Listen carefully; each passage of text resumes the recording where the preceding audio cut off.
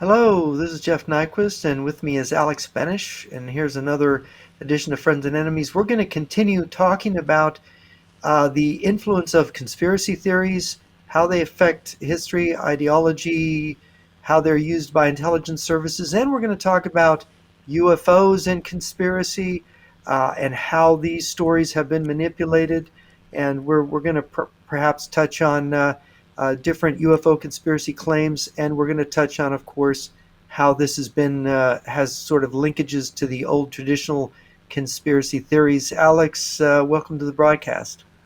Well, thanks for having me on this show again. I have notes on so many of the most well-known names because I did this study on 200 years worth of conspiracy media. So I got notes on William Guy Carr, I got notes on Coleman, Springmeier, Lyndon LaRouche, David Icke, so all the big names. And of course, there's so many more, but let's just focus on the famous guys, and some of them, of course, they sold millions and millions of books or pamphlets, and later it was the internet era, of course. And so this stuff has accumulated over time because at some point you got the VHS tapes and people could just copy them. Then you got the MP3 era of the internet. People were sharing that, and then it became internet video, and that's when it completely exploded. And there's always seems to be a generational, there's always a generational gap, but there's overlap too. So some of these people are still into conspiracy stuff. Some of these people, they're now in their 60s and 70s, and they're a bit nostalgic. They prefer the older influencers. They still like David Icke, or they like William Guy Carr or Milton Cooper. They don't like the newer guys. But then, some of the newer guys, they have aged by now, and then there's the next generation. So it's become such a huge phenomenon worldwide, yet still when people, especially in the 2000s, when people found this stuff on the web and they were exposed to it for the first time, they still sort of had this feeling they found something special. They had the feeling they found something rare, something forbidden, even though it's a mass phenomenon, and it's been a mass phenomenon for almost 200 years. So Yeah, it actually the conspiracy phenomenon becomes more interesting in terms of what it does when you've got the emergence of Nazism and communism, because it's not immediately apparent how this conspiracy theory becomes useful to totalitarian movements, but it does, because the basic paranoia of conspiracy theory is the distrust of the powers that be. And so, and of course, this is what revolutionary movements, which Nazism and communism were, and distrust of financial structures. The West is capitalist. You have banking, you have finance, you have what's called the military-industrial complex. Thank you, Eisenhower. And so that they can plug that in. And if President Eisenhower says military-industrial complex, then they start repeating that. And if George H.W. Bush says New World Order, they put an interpretation on that. Oh, he's talking about the conspiracy, which he wasn't, of course. But they all believe this. And they repeat it. And every time I hear that phrase, oh, it's the New World Order, I get very irritated, because it's like, what is that? Who is that exactly? It's just, it has almost no meaning. So maybe you can explain now how they proceeded with this, these new guys that now are the old guys. So just to give some perspective on the scale of this. So, I think we mentioned it in the last show that so especially this idea of a Jewish conspiracy, this idea was promoted for quite a long time for strategic, nefarious reasons. Just somebody needed a narrative and they just came up with that. But then it grew into something bigger. You had sort of this British deception maneuver against the Germans, led by Winston Churchill and others. So that's when it became more dangerous. This sort maybe of you could just explain conspiracy that stuff once more time, because we talked about it last time. Explain that maneuver that the British establishment had against the Nazis. Maybe you could explain the the sort of logic behind it. Right. So the basic concept was to, play nice with the Germans, at least for a while, and to underline the common ethnic roots and the Nordic sort of heritage, and just schmooze with the Germans and just make them, go elsewhere. And In other words, to get the Germans to be focused on the Soviet Union yeah, as their enemy. So exactly. that Germany, if Hitler was going to be Mhm. aggressive, he wasn't going to turn west, he was going to Yeah. turn east. And so in the 1800s, when the Jewish world conspiracy stuff was promoted by first the left and then the right wing. So in the 1800s, it wasn't, the consequences were not as big as later on. But of course, we all know what the Nazis did. They actually ran with this idea. And so the Nazis were drawing from all this old material. And this material basically said that Jews were destroying great empires, from ancient Rome to France, the Russian Empire, all these, and subverted the British Empire. So all these great empires were ruined by the Jews, and no method was good enough to stop the Jews. Only physical extermination could actually, solve the problem, and that's what the Nazis truly believed. And so this was a big disaster. Then almost at the same time when the Nazis became a thing, this is when the Soviet KGB brought, or when the first Arabic translations were done of the Protocols of Zion, and then you had a longer Soviet communist campaign to bring that conspiracy nonsense into the Muslim world. And today we have roughly 1.8 billion Muslims, and I mean, you can pretty much assume that most Muslims, or a significant portion of the Muslims today, believe in this conspiracy nonsense. And so, In fact, Claire Berlinski, who lived in Turkey, I don't know if you know who she is. She's an American writer who lives in Paris, and she was educated in Europe. I had her on my old radio show a number of times, and she told me when she says, "Oh, the protocols, they're all over the bazaars in the markets in Turkey." She could walk out and find that. She could find Mein Kampf and the protocols. And this is Turkey, but in the Arab countries, you have the same thing. And I remember I was shocked when Menachem Begin and Anwar Sadat were meeting, and it was after the Yom Kippur War 50 years ago, and they were starting to talk about having some kind of peace agreement over the Sinai. And I remember one newspaper or magazine thing had Begin came out with Sadat, and there are all these Egyptian troops lined up. You know how heads of state will walk by these troops? Well, these Egyptian troops were all dressed in Wehrmacht uniforms. I kid you not. They had the German helmet, they had the gray uniform, and I was like, and this was in the 1970s. I remember it was just very striking to me.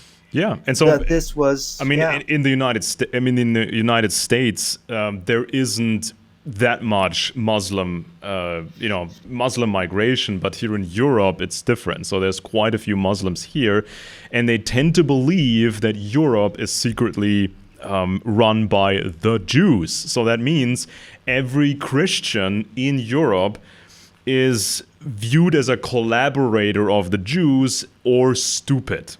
Okay, so this is where this old conspiracy stuff comes back to haunt us, because Muslims are now angry at Muslims here are now angry at Christians because of this Jewish world conspiracy idea.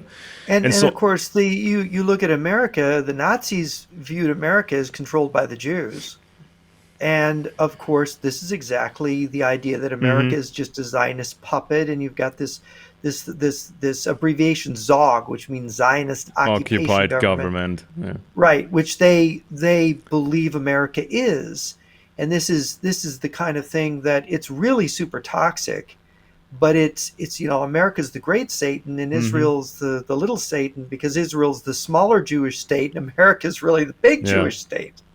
Right. Yeah, and now you get more and more leftists, more and more socialists aligning themselves with the Palestinians against Israel.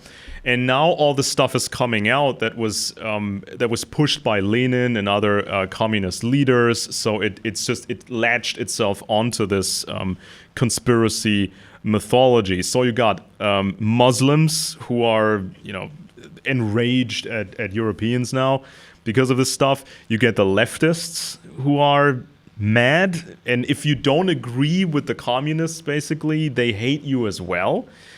And so leftists believe this stuff, and then of course you have the right wing, who of course believes in the Jewish world conspiracy, and if you don't agree with them, they hate you too, even when you are a conservative. So you can be a legit conservative, not just in terms of your worldview. You can be married for a long time, you can have kids, you can have a dog, you can be pro-gun, you can like big fat American cars.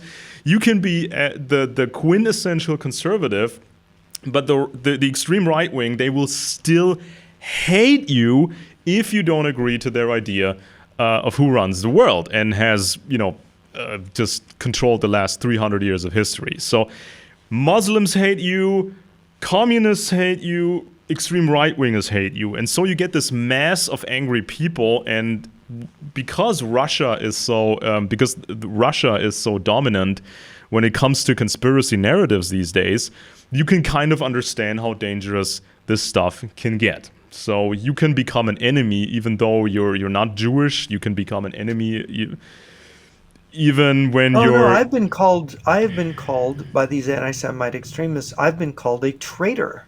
Yeah, and exactly. And my picture was put up on Twitter with traitor written over my head. And because I don't agree with these crazy conspiracy theories. I'm not an anti-Semite, so I'm a traitor. I'm obviously a Zionist agent, right?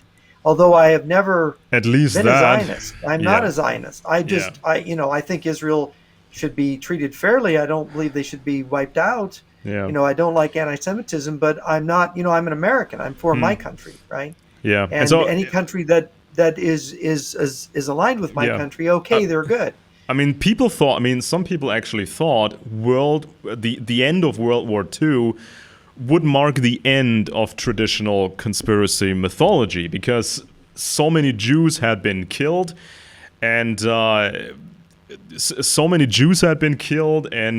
propaganda was just copied anyways from all the sources, and it was all basically exposed.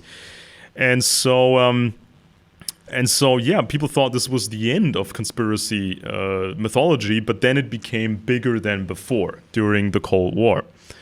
For example, and of course, partly thanks to the fact that people like Robert Welch in the John Birch Society repackaged the conspiracy and sort of pulled his punches and pulled the anti-Semitic part of it out, so that he basically took the entire structure of that conspiracy theory and just removed the anti-Semitic content, then presented it to the American people. Yeah, but the Birchers, they always kept the Rothschild fairy tales. And if you get exposed to a Birch Society book and you read the Rothschild fairy tales, this might actually lead you to more hardcore conspiracy books. Because if you know these people, then they would say, oh, well, if you like that book, you will love this book, and they give you another thing. Or you find some recommendation and you just buy another book.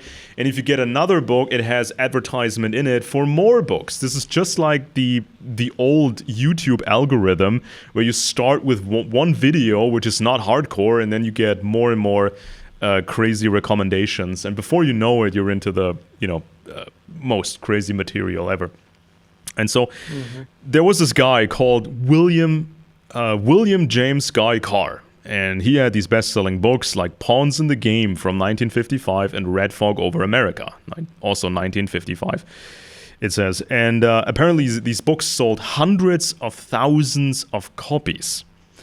And Mr. Carr was born in England. He was a Canadian Navy officer and intelligence an intelligence man. So he swore loyalty to the British Crown, which was infiltrated by the communists. And he was fighting for the empire in both world wars. Starting in 1931, he was giving presentations in Canada about the Illuminati international communism, and bankers such as the Rothschilds and Rockefellers. And then when he was retired, then he published his books such as Pawns in the Game and Red Fog Over America. And so he was quoting these people we talked about in the last episode, Nestor Webster, Augustin Baruel, John Robison, and and then he made these claims about Albert Pike writing letters to Mazzini from Italy, the letters about the coming 3 world wars, and of course never did they actually show an original source. So these letters, as far as we can tell, do not exist at all. And so then he put some stuff in there. It was he mentioned this speech by a Rabbi Emanuel, a speech about secret forces planning the Third World War to eliminate ethnicities and religions, and so on and so forth. So apparently, it was Eustace Mullins who invented that rabbi and the speech. So apparently, Carr was copying from Mullins. And Mullins, he gave the following explanation as to the source. Mullins said this was a Soviet defector who gave him a copy of the speech. So maybe that was an invention. Maybe it was a Russian guy who gave Mullins false information, and Mullins just ran with it. And then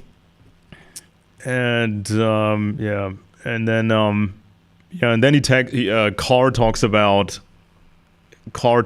how the Illuminati started 2,000 years ago, or more than 2,000 years ago, and it was the Illuminati that convinced the Roman Empire to kill Jesus Christ. So that's his. Well, Eustace Mullins wasn't besides being a white supremacist and a Holocaust denier, wasn't Mullins a follower of Ezra Pound, the poet who lived in Mussolini's Italy and did. That's correct. I think he did propaganda broadcasts for Mussolini during the war. Was arrested by the Allies after the war was over. There's the Ezra Pound for that. Yeah, there's the Ezra Pound connection. I have that in the notes here about Mullins here. And of course, Ezra Pound later did a mea culpa. I mean, he said, I was wrong. But this guy didn't, right? He continued after World War II to do this stuff, right? Because I think Red Fog Over America, which I have somewhere here, was written in the 50s, wasn't it? Or was it a redo of a 1930s book? Well, the Carr's book? Yeah, Red Fog Over America, was that done in the 30s or was it done in the 50s? No, the books came in the 50s from Carr, but he was giving presentations as early as the 30s. So that's when he was getting into that stuff. So do you think he was a British agent that was part of this making the Nazis think the English-speaking world, the British Empire, would be behind It's really hard to tell because in order for this British deception campaign to work, only a few people were most likely supposed to know about this whole deception. So the more people that believed in it, the better this deception could work. So it's really hard to tell with this guy because Carr, I mean, if he was a field agent, not an analyst, maybe then it's more understandable that he wasn't able to discern facts from fiction. But if he was an analyst, if he was a trained analyst, how can he make such mistakes? How can he use sources like this? How can he not, how can he do such a terrible job? Here's an example. Yeah. Here's an example. He talks about the year 1255. So that's when, as early as that year, he says, Jews were already controlling the aristocracy, which is nonsense. And then he gives a footnote for that claim. And if you look at the footnote, it talks about a certain Jewish man called Aaron of Lincoln. And so this Aaron of Lincoln, he was, he was a money trader. But this Jewish money trader, he did not have any real power. So he could not command troops. He was not safe with his money. He wasn't safe in any way. And so if you look at the footnote and you actually look into this Aaron of Lincoln guy, it doesn't support Carr's argument. It totally contradicts his argument. Because what happened was this. So after this Jewish man died, Aaron of Lincoln, after his death, the British king, the British king just took his money, because that was just the rule. So this guy died, so the king takes his money, and so in a certain year. Some people didn't want to pay back the money to this Jewish guy. They didn't want to pay back the money, so they decided to just kill 150 Jews of that community. So this was the reality. So Jews did not control the aristocracy. Jews, they were some Jews. They were part of the money trade, but there was no security. It was no guarantee. So the only guarantee you had was that the king could do whatever he wanted. And so, next, Mr. Carr is, that's a classic. Carr is talking about the conspiracy of Oliver Cromwell to get rid of King Charles the First. So apparently this was a Jewish plot, because he found like one Jewish banker who was involved. And of course, if you find a single Jewish banker or maybe two Jewish bankers, and you ignore all the rest, then of course it's a Jewish conspiracy, case closed. So he said the English Civil War was a Jewish conspiracy. Yes, and you can hear that. I mean, even to this day, sometimes I get comments on my video, and when I talk about the aristocracy, for example, and oftentimes I hear that the British are the lost tribes of Israel, which is nonsense, and sometimes I get this thing that Oliver Cromwell was basically part of a Jewish plot. So still to this day on YouTube, I get comments. So crazy. I get these comments about Oliver Cromwell, and these basically this idea goes back to books like these from Mr. Carr. Books from the 50s. Just as a side note, the Nazis, the people around Hitler, like to compare Hitler to Cromwell when speaking to the English. They did. They like to do that. And of course it ties into this side quest here. A certain Manasseh ben Israel, he was negotiating conditions for a return of Jews to England. And Carr turns him into a super conspiratorial guy and gives us a footnote that's not worth anything. And it's like these people believe that Jews invented subversion, or Jews invented baseline intelligence operations to change a government. The most ridiculous idea. I mean, Carr was an intelligence guy. He was tied to the Navy. He was an intelligence guy. I mean, he should know that Jews did not invent those types of operations. Everybody was doing it. And the French were doing it, the British, the Germans, the Russians. Everybody was doing this sort of stuff. And so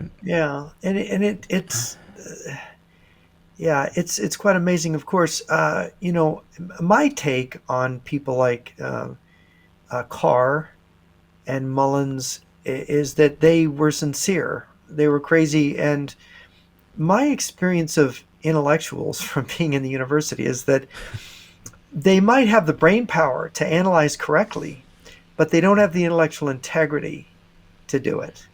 They have a motive, an inner motive to see the world a certain way, to justify themselves and what they want to feel and do, to justify their own feelings. And this is a problem with having a big brain. I think Friedrich Nietzsche once said that reason is a whore.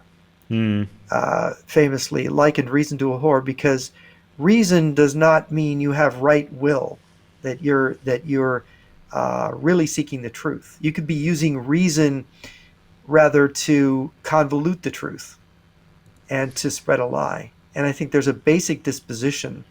Just like there's a disposition to find the truth, there's a disposition to cover it up and advance a lie that's convenient for yourself. So, and people have the strangest interior motives.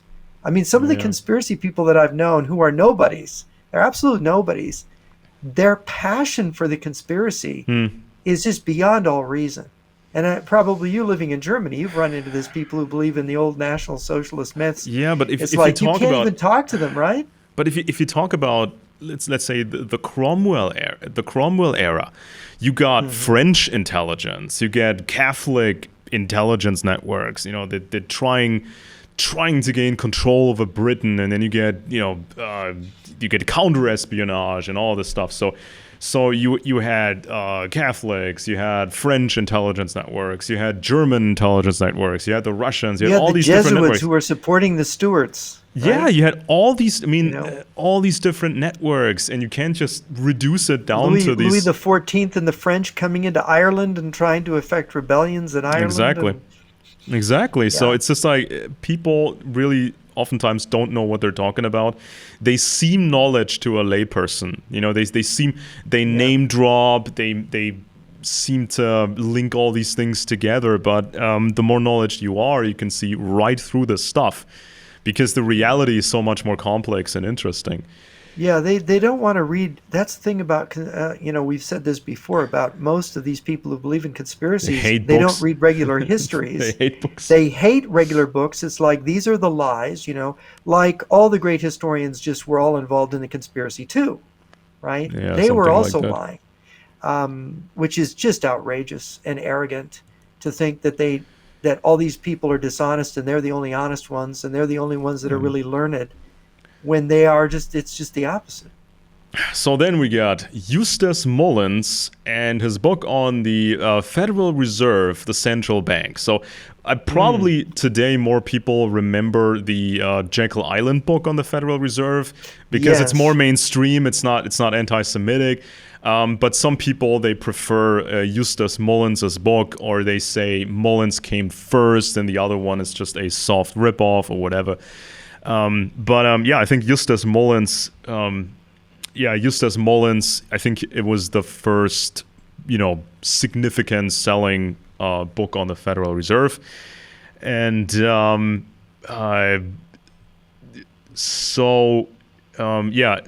Mullins at some point was he was in the military.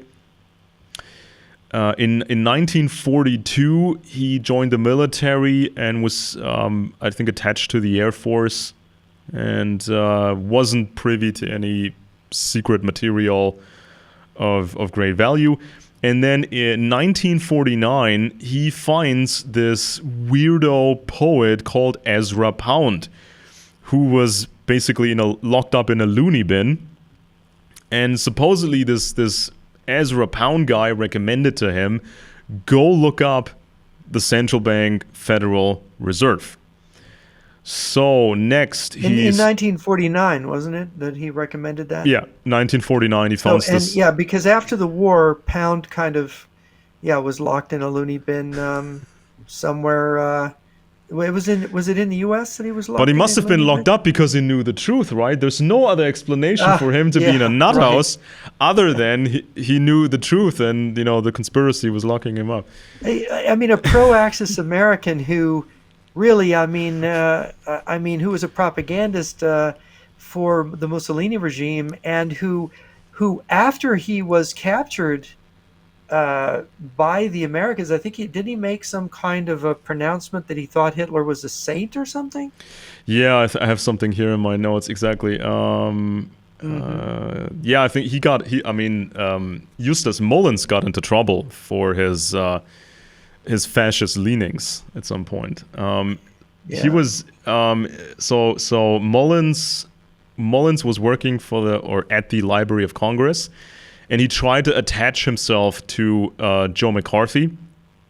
And then In 1952, the book came out about the Federal Reserve, and after the book, he published certain articles, some of which praised Adolf Hitler. I mean, imagine that. I mean, you'd think conspiracy media died with the Nazis, but no.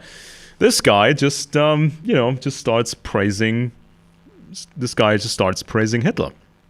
So then, Yeah, which is an amazing thing for anybody from the English-speaking world, where the whole English-speaking world fought Hitler, and yeah, especially the British Empire, which suffered really severe blows from the Germans during World War II, and did yeah, not recover from that war, really. yeah. And then Mullins got in trouble with the Committee for Un-American, what was it called? The Committee for Un-American Activities. Un-American Yeah. Activities, because I have the German term here. So, I mean, The House, actually yeah, the House Committee yeah, for Un-American Activities, and it was originally led by a Democrat from Texas. hmm Not remembering his name, but then of course you had people like Richard Nixon on it, and mm, others when they did in the late 1940s and early 50s, they were yeah. doing investigations. Yeah. So, yeah, so he got into trouble with the same circles he wanted to be friendly with. So he wanted to be, he wanted to be the cool anti-communist, but then he got into trouble with the committee. And so he got into more trouble. And in 1956, during a court case, he claimed that he had been writing these articles, these pro-fascist articles. He had been writing these because he was paid to do so. He claimed he was promised $25,000 from the American Petroleum Industries Committee. That's his claim. So they weren't paying, so he went to court, but he was unsuccessful. So I mean, we don't know if this was actually true. I mean, he lost in court, but if he was willing to write stuff of that nature for money, I mean, who else could have been paying him to write, questionable stuff? I mean, that's just something you have to keep in mind here. So then he goes to the anti-Semitic publication Common Sense, and he wrote for other publications such as those by Willis Carto. And so Willis Carto, maybe we should just give a brief mention of Carto. Carto was ended up being the publisher of Liberty Lobby, which was a magazine widely read, I think the most widely read actually newspaper in the United States, anti-Semitic newspaper in the United States. And he started the Institute for Historical Review, I think is the title of it, in Southern California, which was a Holocaust denying, it did Nazi apologetics, basically, a revisionist history of World War II. He also published Francis Parker Yockey's book, which is Imperium, which he was written under the name Ulich Varange, if I'm remembering correctly, and that book is considered by the Nazi ideologists to be the most important book after Mein Kampf. Right? It's a very thick book, and it's in paperback, and basically Carto was the publisher. And interestingly, I think in 1959 or 60, Carto briefly worked for Robert Welch at the John Birch Society. mm-hmm. Just as Rebel Oliver and Taylor Caldwell, also anti-Semites, worked there at the false front, where they presented the stepping stone to the conspiracy theory, as you kind of described it, is the way to kind of open people's minds in that direction. So I just wanted to. That's Willis Carto. Yeah. And I met him. I think I mentioned last week. I had met him after he got back from Moscow in the 90s. I think it was 93 or 90. I think it was 92 or 3, maybe. Yeah. Because I wanted to question him. They were having a meeting. I didn't pay to go in. I just hung out in the part of the hotel where they were getting together, and I intercepted him in the area. But he was Willis Carto. He was he's very old then. Mm-hmm. And I don't know when he died, but he was a raving pro-Hitler, just to give people the. Sorry, go Yeah. ahead.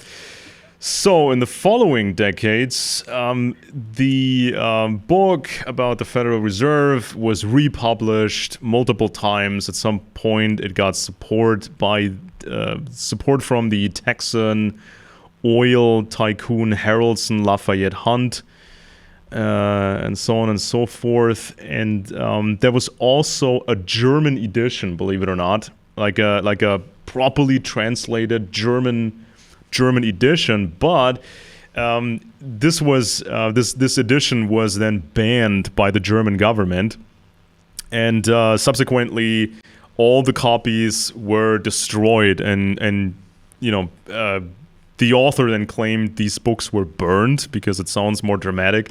I'm not actually sure they would burn them. I think they use other methods to destroy I think books. they pulp them and Yeah, then recover the exactly. paper. Exactly. Yeah. So but book burning sounds more dramatic. So that was Mullins' story, and so then of course Mullins of course heard about the banning and the destruction of the German edition, and of course he used it for publicity, painting himself as the hero and the evil forces. They destroyed his German edition.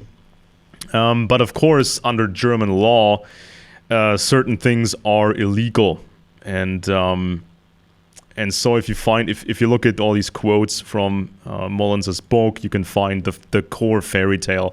It was also the fairy tales believed by the Nazis.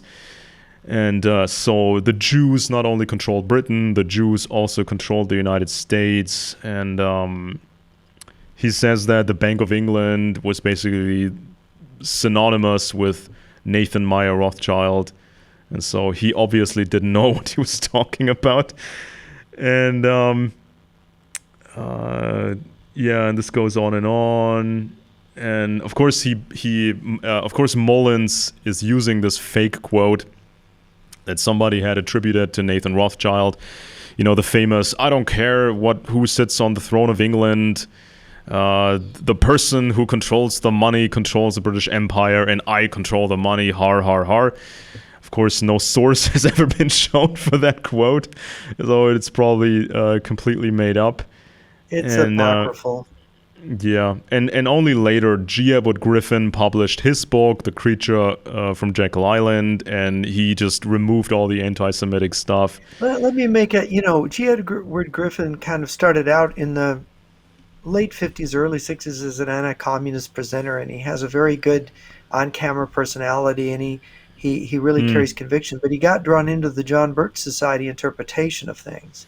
And he did a lot of things with the Birch Society. Some of them aren't too bad, in terms of anti-communism, but The Creature from Jekyll Island, again, is in this structure of the conspiracy theory about the banksters, which is so contaminated American conservative thought. Because it is, as you say, it opens out to this whole Hmm. interpretation, which points at the Jews and the Lower East Side bakers here in America and the Rothschilds in Europe and Britain, and it is as we both said, a faulty interpretation. But when you go through the book, one of the things that occurred to me, I mean, I've studied economics, and it's like when you understand why central banking is important to a country, why you really can't Hmm. not do it. It has to do with the economic chaos and managing depressions, managing um, market collapses, which can become systemic.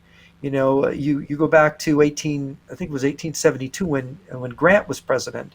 You had this crash that seriously affected the U.S. economy. You had crashes in the late 1840s. You had, of course, the Great Depression, and so you literally the banking systems, if you have malinvestment, which is Hmm. periodic, and in cycle theory, that was thought. I think Joseph Schumpeter thought it was a 50-year or something around a 50-year cycle, or was it a 60-year cycle? And then you have Kondratiev cycles that they realize that innovation itself and destabilizing factors cause these things, and these things can become endemic, and they become a political crisis.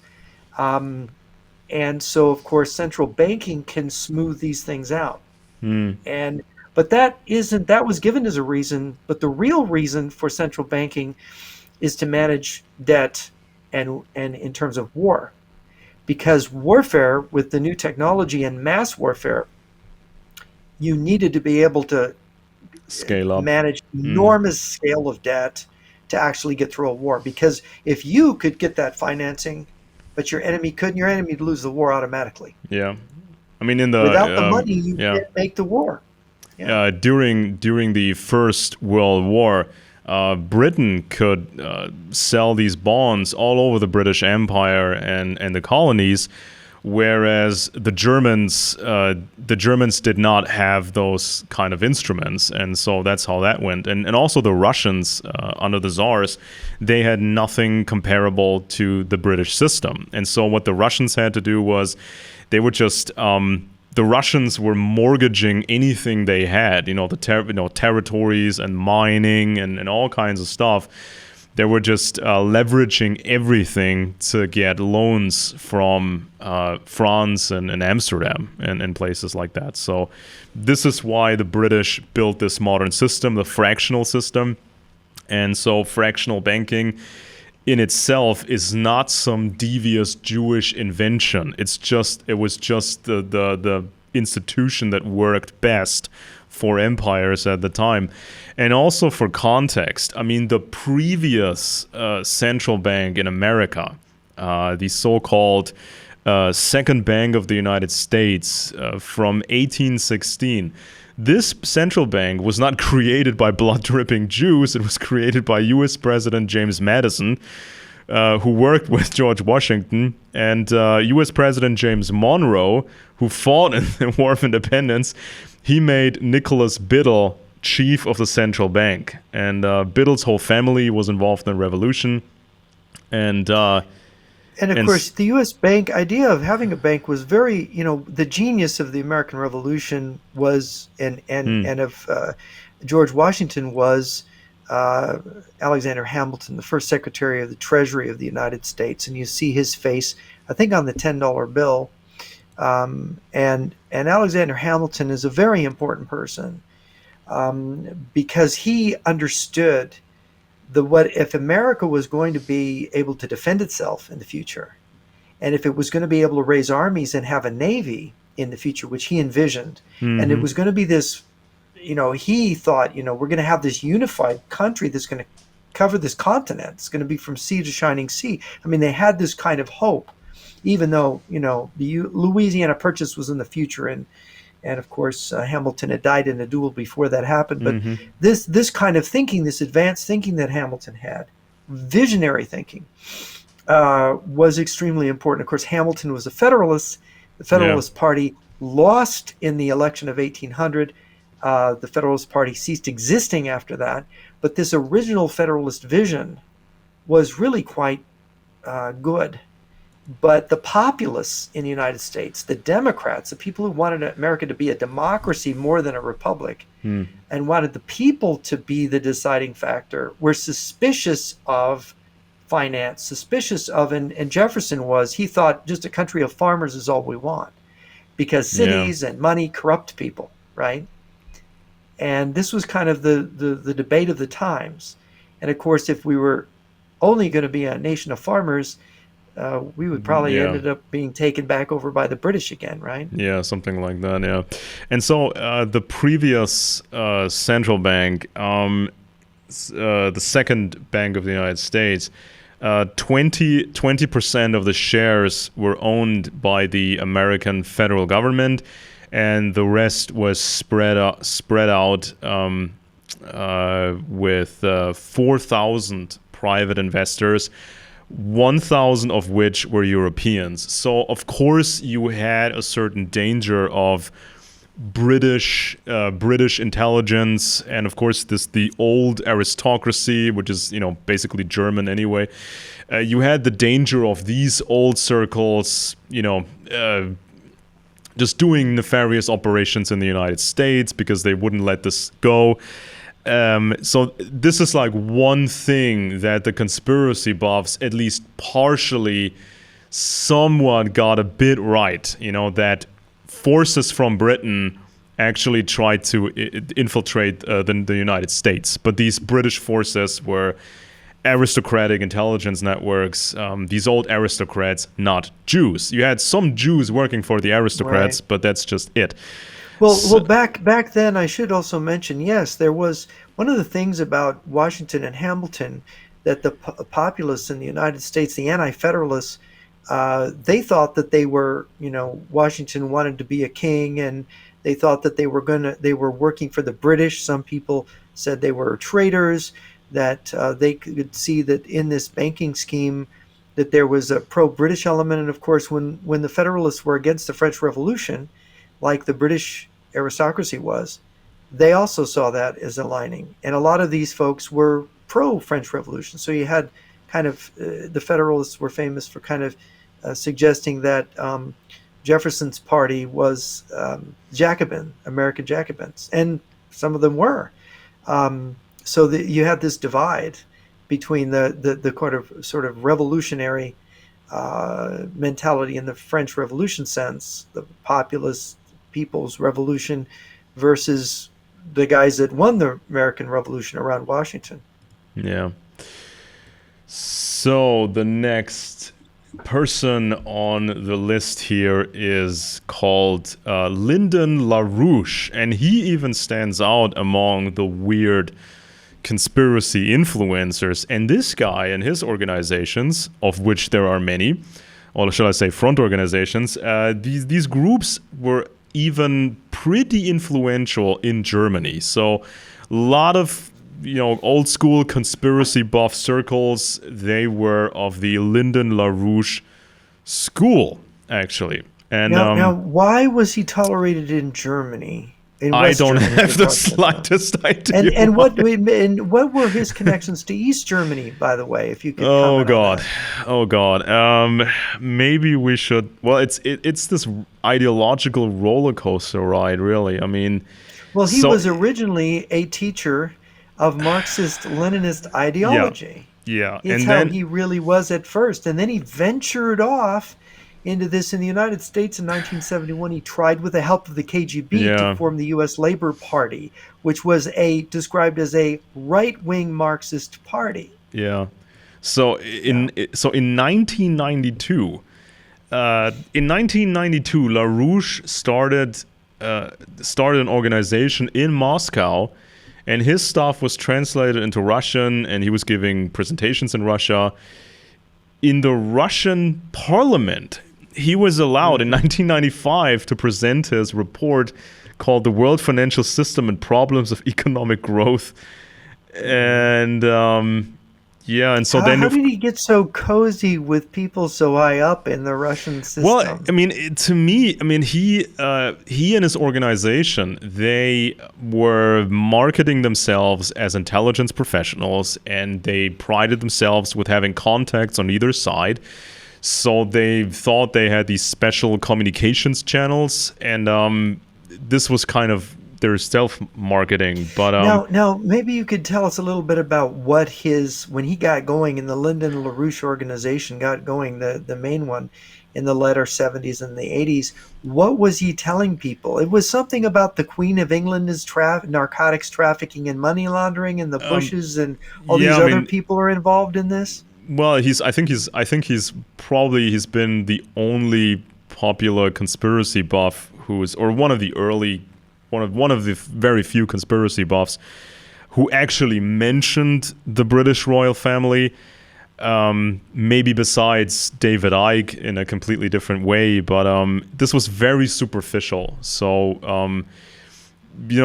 when I did my own research into the aristocracy, of course, this was a huge cluster of networks and families and all that stuff. And when I looked at LaRouche's organizations, I found that they would just briefly mention this and that. But they were never truly getting into. They were never able to truly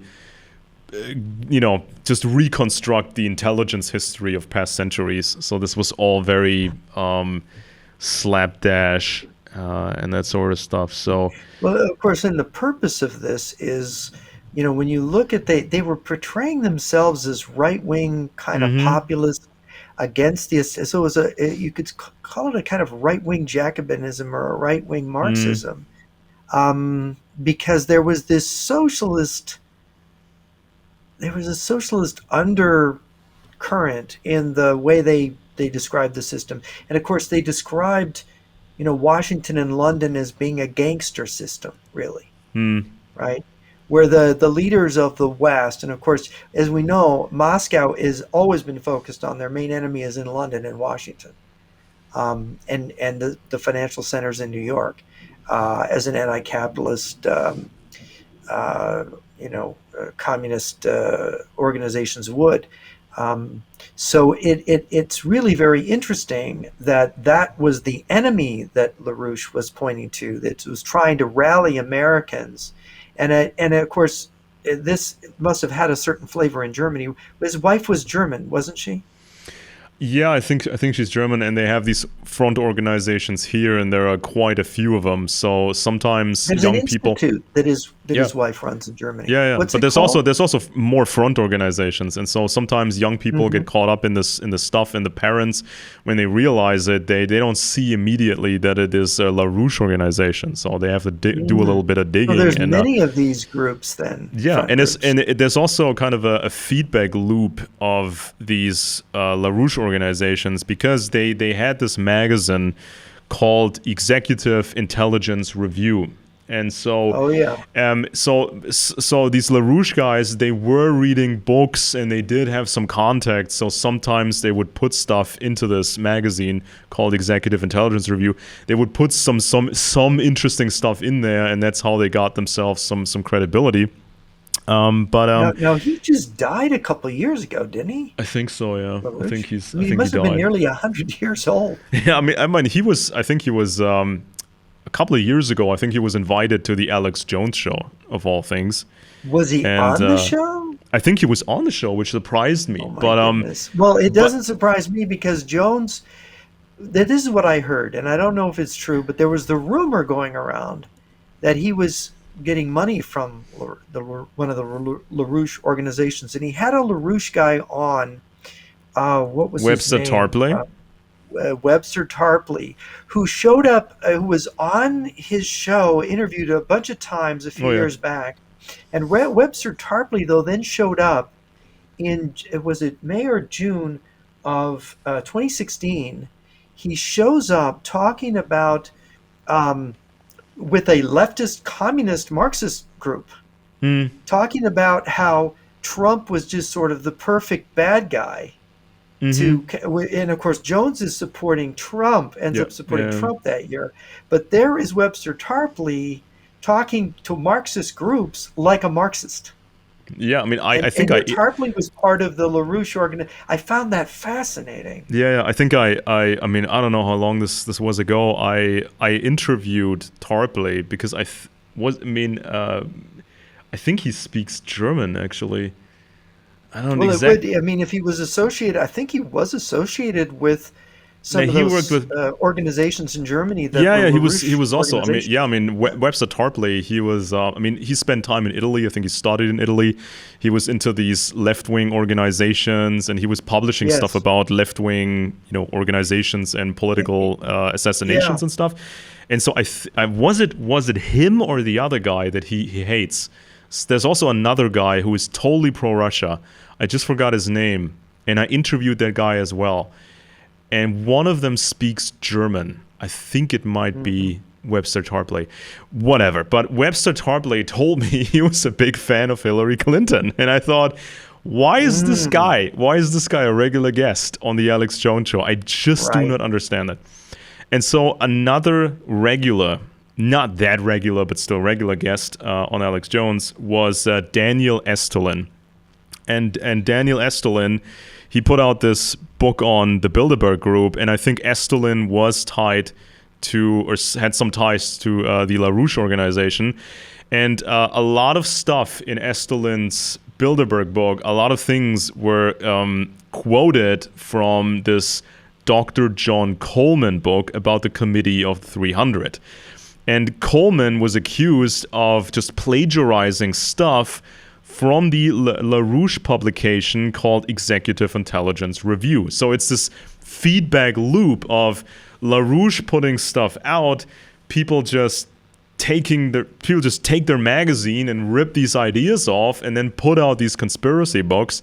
You know, people like Coleman or Esterlin, and then they become famous and they get invited on shows.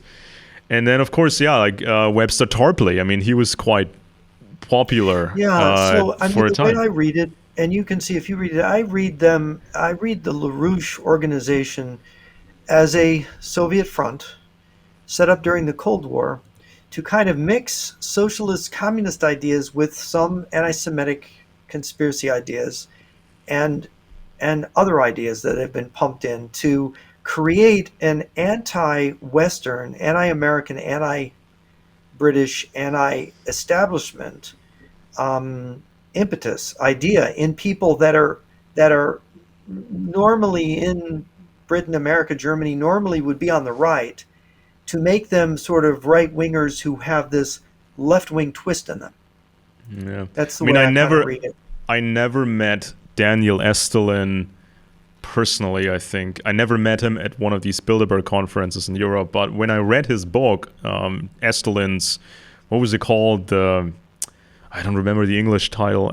So Esterlin's Bilderberg book, in the beginning, he talks about his father or grandfather who was in Russian intelligence or Soviet intelligence, and then I think he got purged to some degree. He was then outside of the intelligence community, but the family wanted a way back in, and some sort of weird backstory. And I think Esterlin even says that some Russian guy gave him material on Bilderberg or something to work with. And then, of course, all these quotes from the Dr. John Coleman book, Committee of 300. So it's this revolving door type of thing. And it's just so unnecessary to trust these people with these topics, because I mean, why not have somebody without strange connections, proper researchers looking at Bilderberg or whatever, or central banking or whatever? I mean, you'd rather have some more trustworthy people. So this Dr. John Coleman guy and his book Committee of 300, this was once very popular. Dr. John Coleman is not really Dr. John Coleman. This is just a pseudonym. And so his gimmick was this Committee of 300, which is basically a rehashed conspiracy myth about 300 Jewish people or 300 Jewish families running the world. So this was the gimmick. I mean, this was kind of the gimmick era, just like Springmeyer's book about the 13 bloodlines of the Illuminati. You needed a number in the title, right? It needed a gimmick. So this is what he did. And so then this Coleman guy, he was just arguing with other people in the conspiracy movement. It was claimed that Coleman plagiarized 30% of his material from Mullins and the other 70% from publications of the LaRouche organization, such as the Executive Intelligence Review magazine. And so then, who was it he was fighting with? I got it in the notes here. So then, he puts out this book, Conspirators' Hierarchy, The Story of the Committee of 300. And this is actually a Russian myth, by the way. This is an anti-Jewish Russian myth. So one of the sources was a book by the Count Arthur Chereb-Spiridovich, book called The Secret World Government, or The Hidden Hand, The Unrevealed in History. This was from 1925, so this is the communist era. Well, this was the communist era. And so this was the legend of a group consisting of 300 Jewish bankers and business people who supposedly run the world. And it's clear that Coleman knew the book by Spiritovich because he's quoting it in Coleman is quoting it in another book called The Rothschild Dynasty. And so that was the gimmick. So Coleman's book is written in these very, very short sentences, and it's also a short book overall. It's 250 pages. He doesn't have anything new. And he is complaining in later editions of the book, he's complaining that he is getting criticism from within the conspiracy movement. So everybody else is a traitor, everybody else is against him. And for example, he was having trouble with this American conspiracy guy who was a general once, or a high-ranking officer. What was his name? Was that the one that Lee Harvey Oswald took a shot at? No. It was who was this guy? He was kind of a popular military guy who then became a conspiracy influencer. He started a community which then failed. Bo Gritz?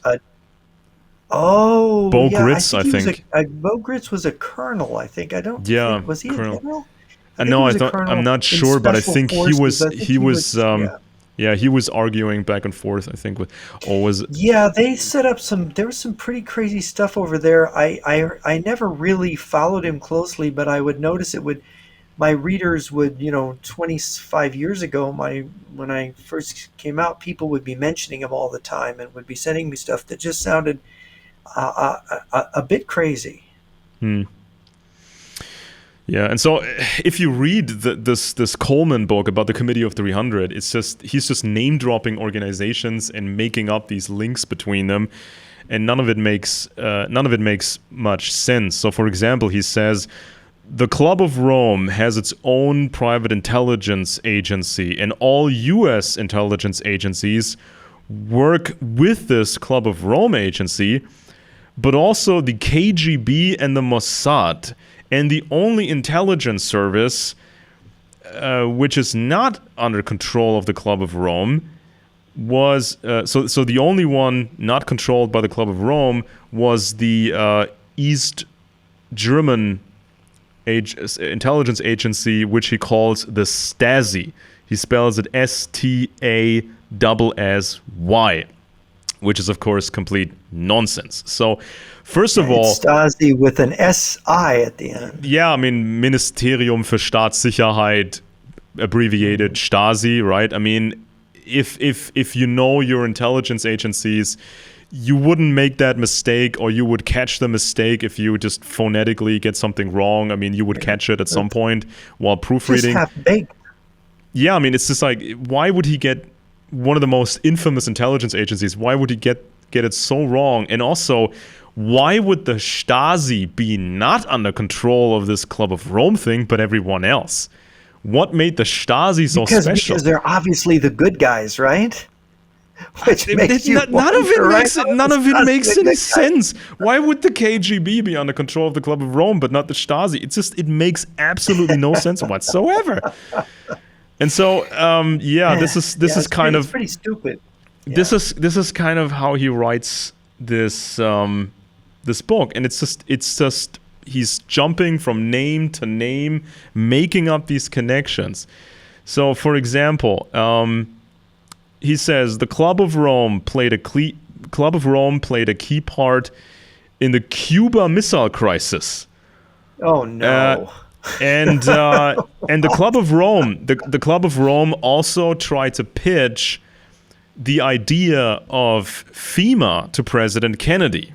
You know, the Federal Emergency Management Agency. So they wanted to have FEMA. They pitched this idea to Kennedy, and scientists from the British Tavistock Institute, they were also pressuring Kennedy, but he wouldn't budge, and that's when he was killed.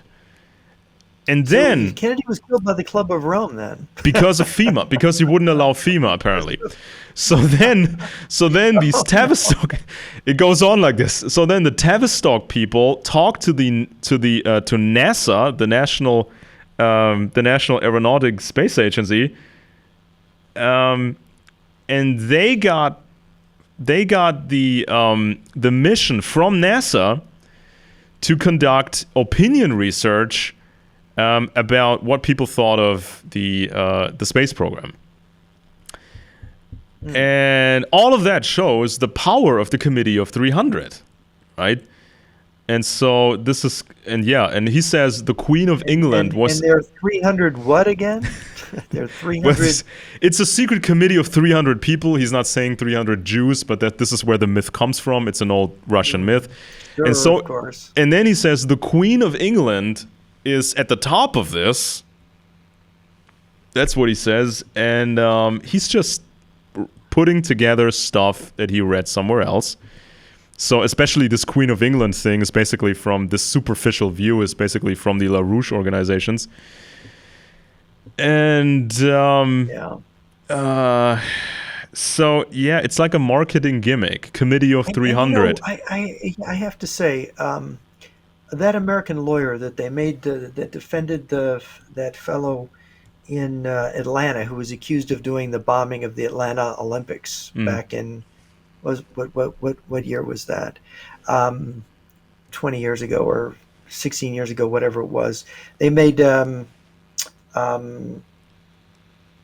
it was made into a movie some years ago because the guy was innocent. But the lawyer, the famous American lawyer who got involved in this election fraud thing here, and I've spoken to him, he believes in this British conspiracy idea. And a number of people, I don't remember whether it's Marjorie Taylor Greene or a lot of these people on the far right in America have gotten into this. It's this British conspiracy thing, which is kind of connected to this in a way. They believe there is this, that the British are controlling everything still, which is intriguing. And so they have cut the Jews out of the conspiracy and gone straight to the British aristocracy, as if the British aristocracy is in control of anything after they've given up their empire. They don't seem competent enough to even keep their own country from being taken over by people from their former colonies. Yeah, well, I mean, it's like this superficial thing that you see in regards to the Bilderberg conferences. For example, if Bilderberg was started by an aristocrat and it ties back to the Royal Institute of International Affairs. So this was sort of these rough terms were known to these conspiracy authors, and that's why they pointed to the Queen of England. But they never really looked into this in a broader way, especially not the Russian or communist infiltration of these aristocratic these families. Completely ignore that the Bolshevik Revolution happened, that the Cheka became very effective, that Dzerzhinsky fooled all the intelligence services in Europe with Operation Trust, and that the KGB infiltrated everybody during World War II and manipulated Hitler, manipulated Roosevelt, definitely manipulated the war in the Pacific, helped to inspire that. Operation Snow, I refer to that book. But the whole effect of the KGB and the infiltration of the U.S. government, which got exposed after the war by the House Committee on Un-American Activities and the Senate Security Committee, which Senator McCarthy became famous for later. These facts were shocking at the time, and we never peeled everything back. And yet these people want to make it all about yesterday's lunch, right? Which is the British Empire, the British in espionage services. Yeah, they were great, right? But then they screwed up and they had two world wars and the British Empire vanished. And then all of a sudden you're ignoring the fact that this new thing, the Soviet Union, the communist movement, I mean, taking over countries in Africa and South America, even today taking them over. Laurent Kabila in the Congo in 97, the ANC, which is just a communist front organization in South Africa in 94.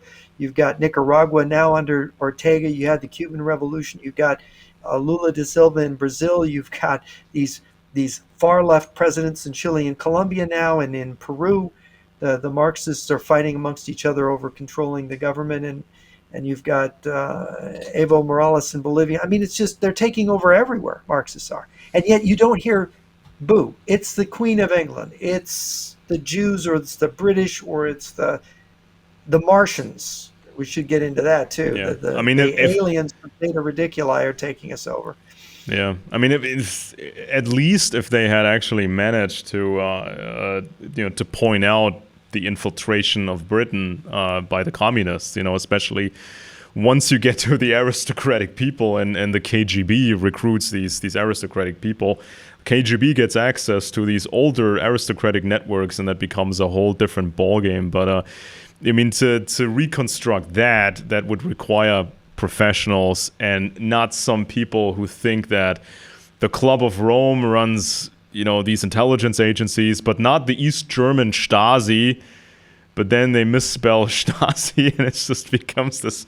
Well, it's the same thing people are doing with the World Economic Forum. Klaus Schwab is the head of the New World Order, and it's the World Economic Forum, and it's like, no, you idiots. And my response to people is, and I am contemptuous of this, people who are stupid and don't know anything should shut up.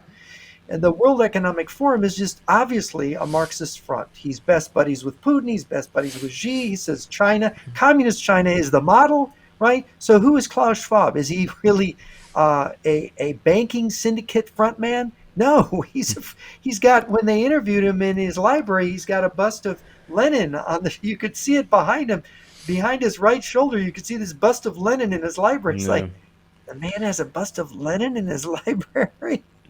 Yeah, I mean, it's just something that professionals should really cover in an appropriate way.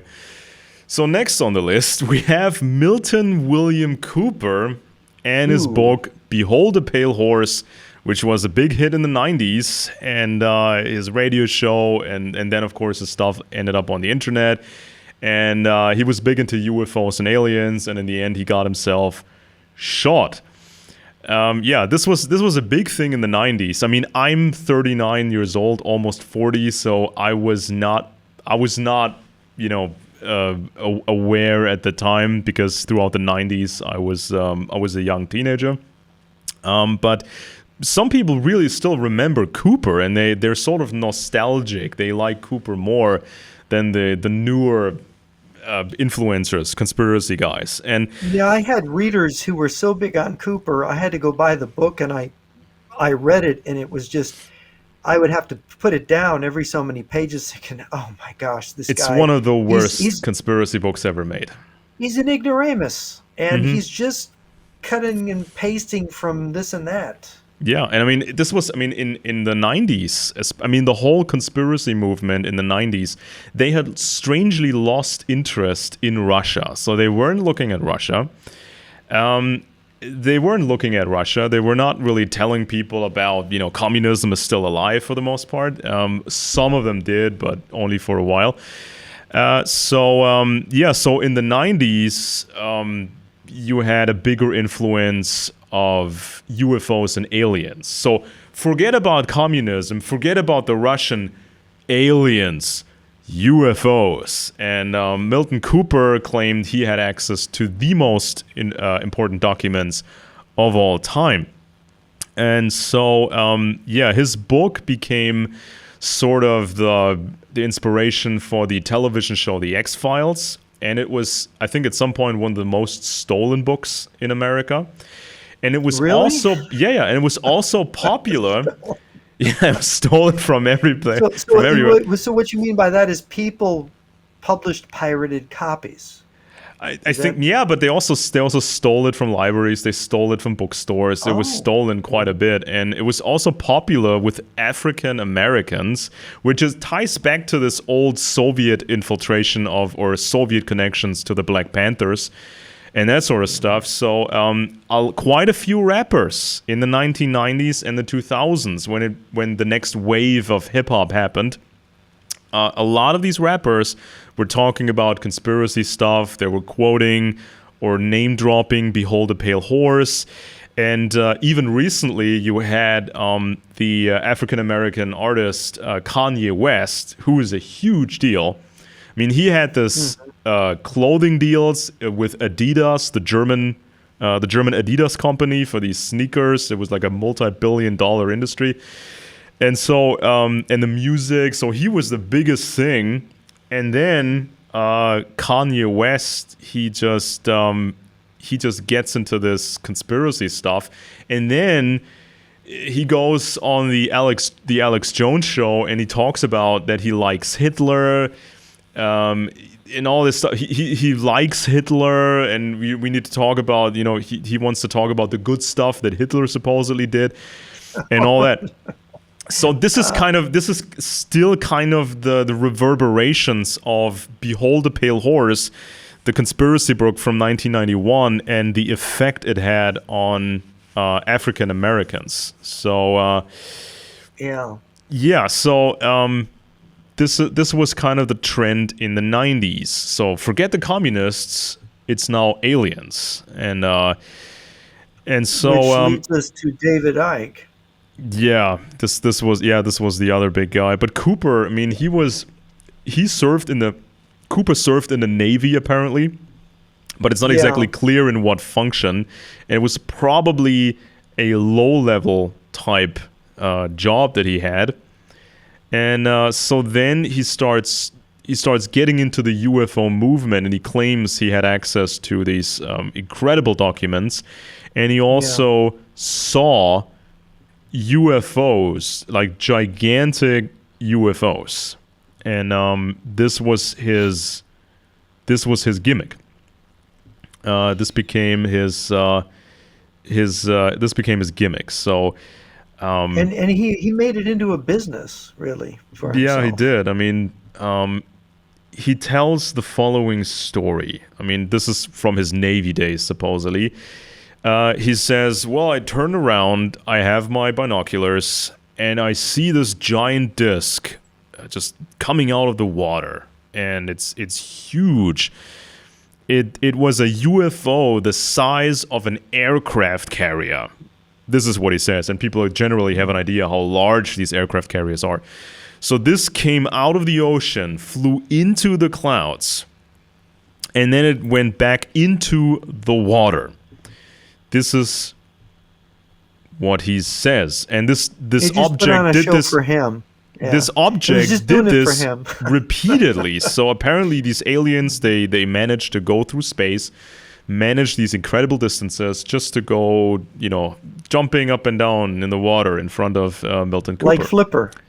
Exactly, like a dolphin. They do the dolphin thing in front of the U.S. Navy and Mr.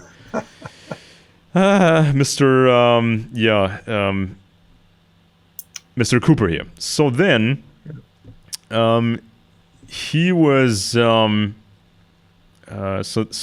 then, of course, the Navy covered this up, and then he supposedly went to the Intelligence Academy of the Navy, and then he served in Vietnam, he says. And basically his story sounds like the movie Apocalypse Now.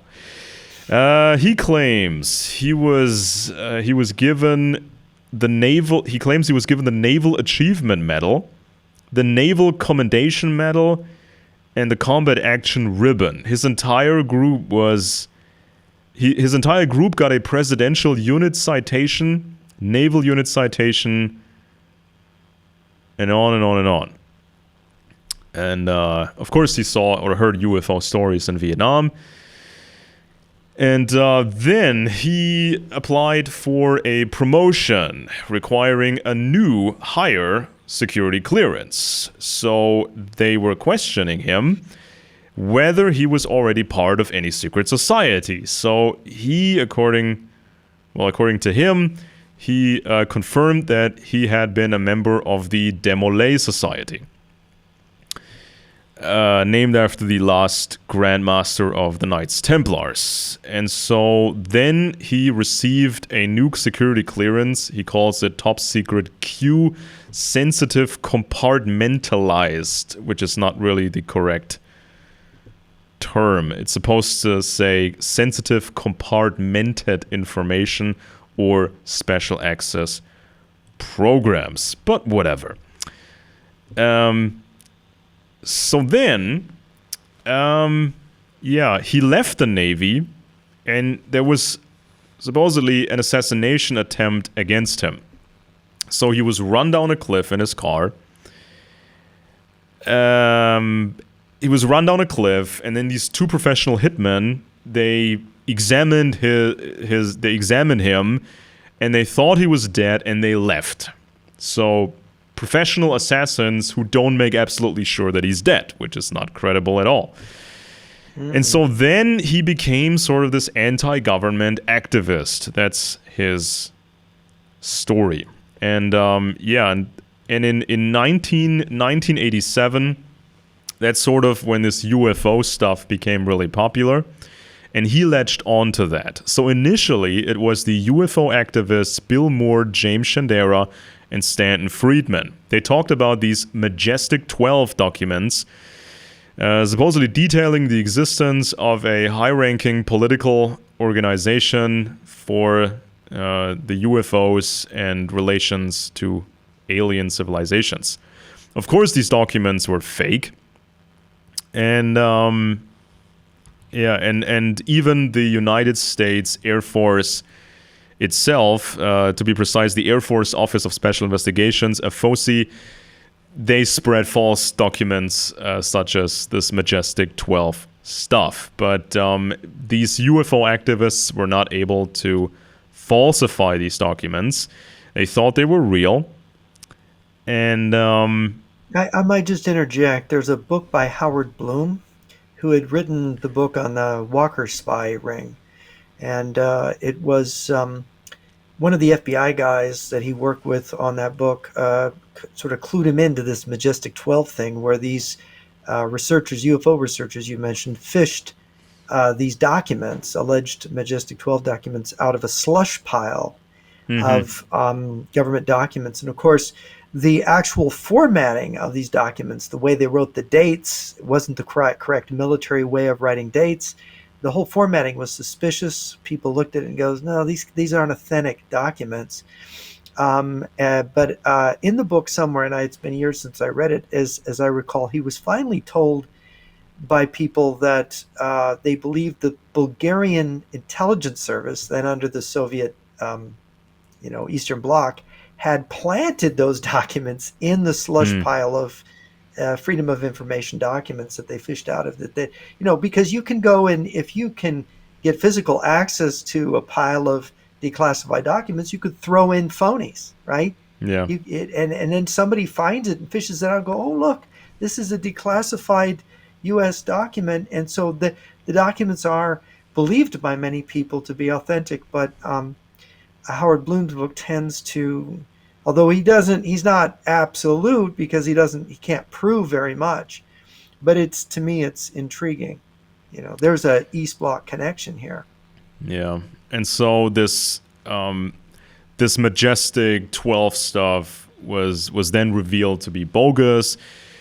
And Cooper had latched onto it, so then it was embarrassing for him, so he had to make something up yet again. I mean, he was claiming he had his own documents besides Majestic 12. So magically, he would claim that he copied the stuff back in his old Navy days. But then the Majestic 12 thing became a problem for him. So in his book, Behold a Pale Horse, Cooper tries an excuse. He says, I knew that Moore and Friedman were government agents. I knew the document was a fake. I had also never heard of Shandera before. I knew it because I had seen a list of agents who were supposed to initiate an emergency plan called Majestic to throw investigators off the right track. So this is, of course, a very, very lame lame excuse. So he was pushing the same nonsense, but then he says he was much smarter than that. He was more advanced, and he had the best stuff. And so then he goes on. So then he got into trouble with all these other UFO activists. They were trying to verify his stuff, but they never could do it. So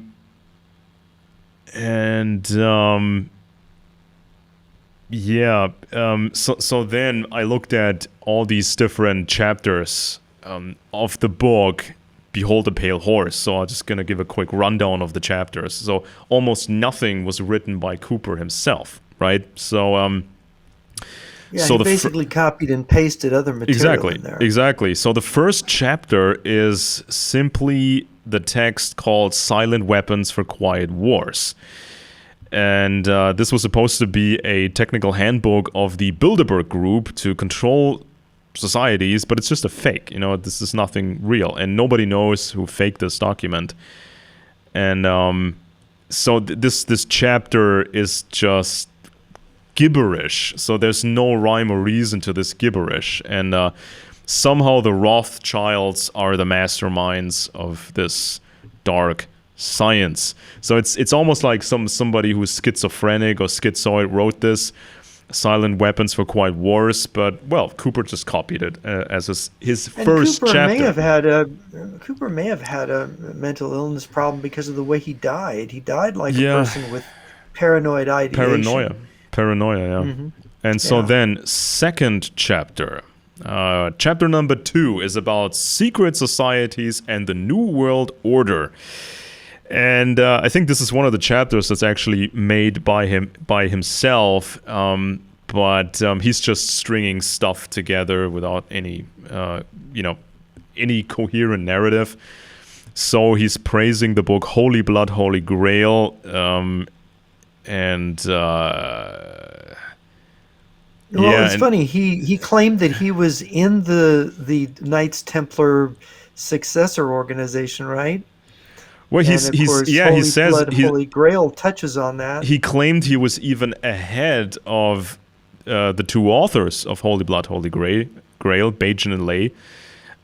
He claimed he knows for sure where the hidden treasure is in France. So he's not just quoting Holy Blood, Holy Grail. He says he was better than the authors of Holy Blood, Holy Grail. Wow. And then he talks about. Of course, if he knows in France where this thing is, why doesn't he just go there and just excavate it and be the big hero? But whatever.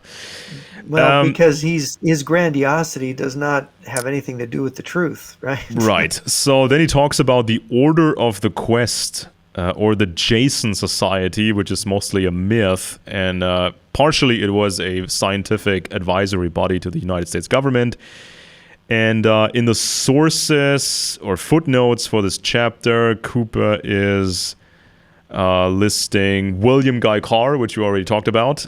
He's listing Eustace Mullins, which we already talked about. And he's listing John Robinson, which we talked about last week. So these are the sources for chapter 2.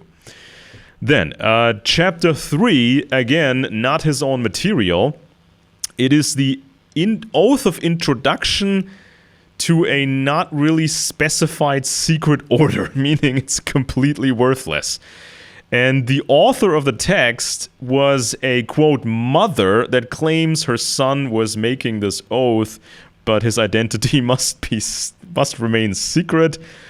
And there's even a short disclaimer. We can't really judge if this oath is real or not. It was given to me by a woman, and that's basically it. And there's another... Just a little snacky tidbit for his true believing readers. And there's a footnote about the U.S. House of Representatives from 1913. It says a similar oath was mentioned, which was supposedly from the Knights of Columbus. This was actually in Congress. This was actually quoted as an example of bad propaganda. This was mentioned by Champ Clark, the Speaker of the House of Representatives. This was quoted as, as an example for manipulative propaganda. This was not quoted as evidence for a conspiracy.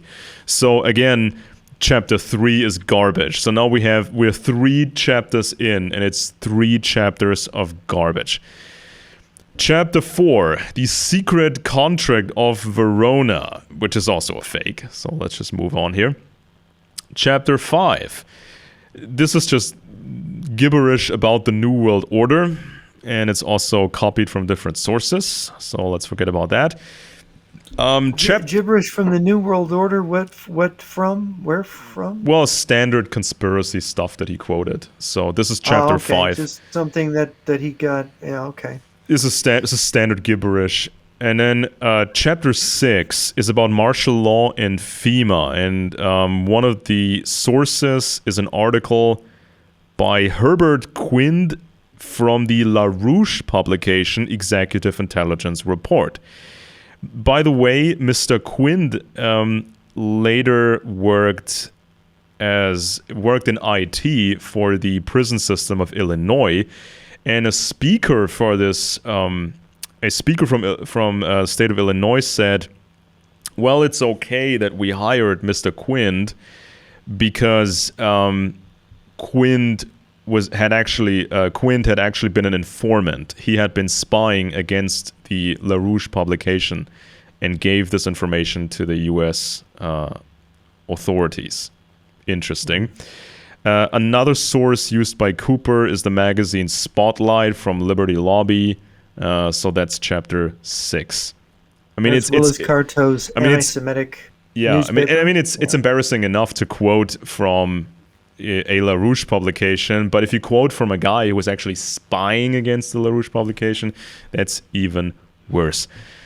Chapter 7, it's about legislation against drug use, and it's commenting a draft law, which is boring. Chapter 8, it's about police state laws in Oklahoma, but this is also copied from someplace else. Chapter 9, again, an original chapter by Cooper, but it's almost the same style that Coleman did in the Committee of 300. He's just putting stuff together without rhyme or reason. So there's nothing really in that. Chapter 10, also copied from elsewhere. Chapter 11 is a transcript of an interview between Cooper and a man called Randall Terpstra that nobody seems to know and nobody cares about. Chapter 12, it's about the UFO stuff, aliens, Majestic 12. And he just keeps making stuff up. I mean, then he's calling the project Magic, spelled MAJIC, and he talks about Project Grudge, Project Pounds, Project Red Light, Snowbird, Joshua, Excalibur. He just makes these things up, I guess. Well, Project Grudge was an actual real UFO-related project, which he probably was misrepresenting. At least that. And also the story, so that the aliens had a deal with the humans, but the aliens deceived President Eisenhower, and there's this dramatic back and forth between the humans and the aliens. It all sounds like the old novel Dune by Frank Herbert. I mean, to me, this is part of the UFO mythology that Eisenhower met at least 1 or maybe 2 times with aliens, and that there was an agreement made. And you'll find this like in the Canadian Free Press back in the 70s. You'll see these articles, and they're really quite crazy, and they're not sourced. And there was one of the guy who wrote Above Top Secret, the British guy. He found a bunch of witnesses that claimed they were present at these different meetings that Eisenhower had, but there really isn't anything other than these are rumors, and it's not been proved. It's very strange. But then you see the Russian angle comes in later when it's claimed that America, and you see this emerging in the UFO literature today, where America made a pact with evil aliens. Mm-hmm. against the rest of the human race. So America again is demonized in the UFO literature in a way And also that is imagine, I mean, pro-Russian. people, I mean, imagine what happens when so many people believe in aliens and different types of aliens. And what if the Russians claim that they are in league with the better aliens, and America Yeah. is allied with the bad aliens? So not only is it a cosmic level good versus evil screenplay by the Russians or the communists, but also it is this alien thing can sort of make up for the structural weaknesses of Russia and China. So all the faults that they have, you don't have to worry about those faults because they have the aliens behind them. So the aliens will give them all this technology and everything will be fine. So don't you worry about the weaknesses of communism, basically. Yeah, and I've written about this about Stephen Greer and the UFO disclosure movement. Just to explain, they actually plug into this, which I read things similar in the Canadian Free Press, 50 years ago, and that is more than about almost 50 years ago. The idea that there's this they're suppressing free energy technology, Yeah. right? So it's the evil seven sisters, the evil American oil companies. They're trying to keep you from having the good life that you will have if free energy is allowed out of the bag. So they're killing inventors, they're suppressing this, and of course it's because of capitalism. Capitalism itself. Now, this is weird because capitalism brought us all the innovation, all the technology, Mm-hmm. from the telephone to the internet to computers to Medicine. airplanes and cars. But no, the capitalism is suppressing the ultimate technology, as if capitalism, they wouldn't make a ton of money off of that. And so this is a really, if you look at it, it is a Marxist attack on the capitalist system, using the alien narrative and proof of this alleged technology that the aliens have, that we secretly have, either from Hmm. the aliens or from inventors or whatever. I mean, there's two Yeah. different versions of this, I mean, but it's all an attack on American yeah, capitalism. and I mean this Cooper guy and people he worked with, they had actually engaged in a specific form of activism. They were putting out this letter that was supposed to be multiplied by all these activists out there, and in this letter was the demand that the government would have to spill the secrets, admit to all of this, up to a certain date in time. So this is basically an unfulfillable request. So UFO alien activists everywhere, they can make all these demands and make all these demands, but the government can never fulfill these demands. So it just creates more and more anger, right? And so this is how to get people sort of enraged and not care about communism so much. Yeah, they're hiding the evil bankers and the evil, Committee of 300 or whatever, Yeah. and all their front groups are hiding the truth about we could be part of the Space Brothers, intergalactic empire, living like the Jetsons in the world of the future, but they're keeping us back from progress. Something like that. Yeah, So and then absolutely. chapter 13 about the United Nations, and yeah, very boring. Then chapter 14, again copied from somewhere else.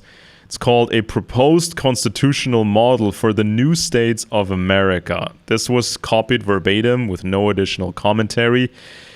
And it seems like he copied this without permission, but hey, who cares? Yeah, that's what I didn't understand. When I read the book, I thought, did he get permission to reprint all this stuff? Yeah.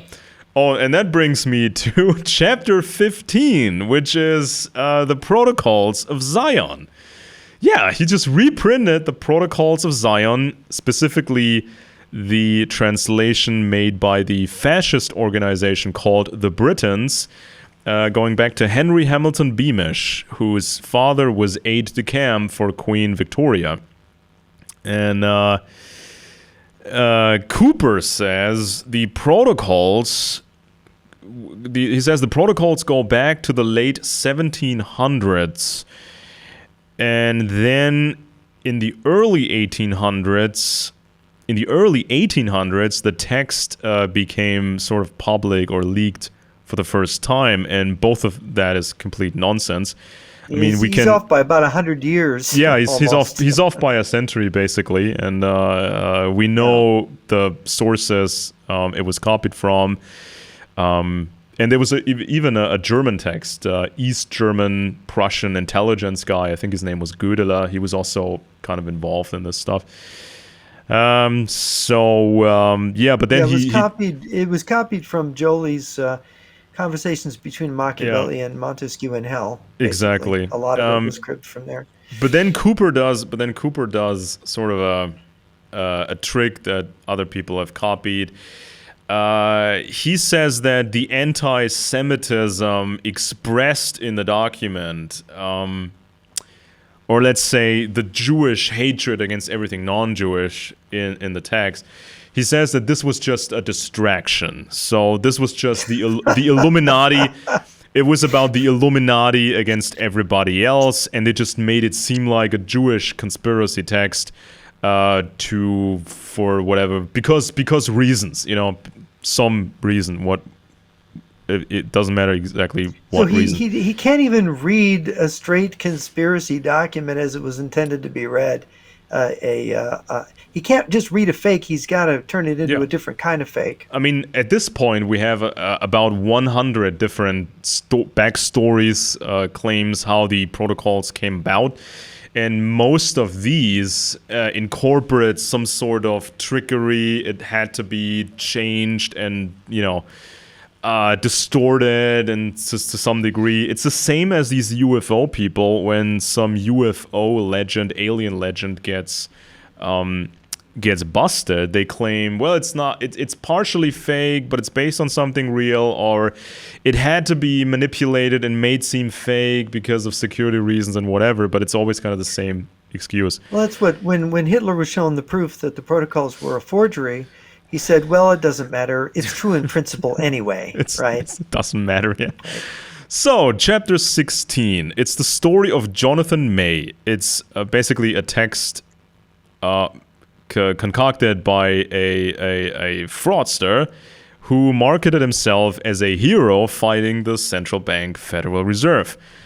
Okay, then chapter 17 is about Lieutenant Colonel Michael Aquino, who professed to be a Satanist, and he was in military intelligence. But again, this was not new material. That's an interesting character because people have plugged that into the QAnon stuff too. Exactly. So of course it's an interesting case, but you don't expect Mr. Cooper to present anything new or anything concrete about that case. No, he's just borrowing.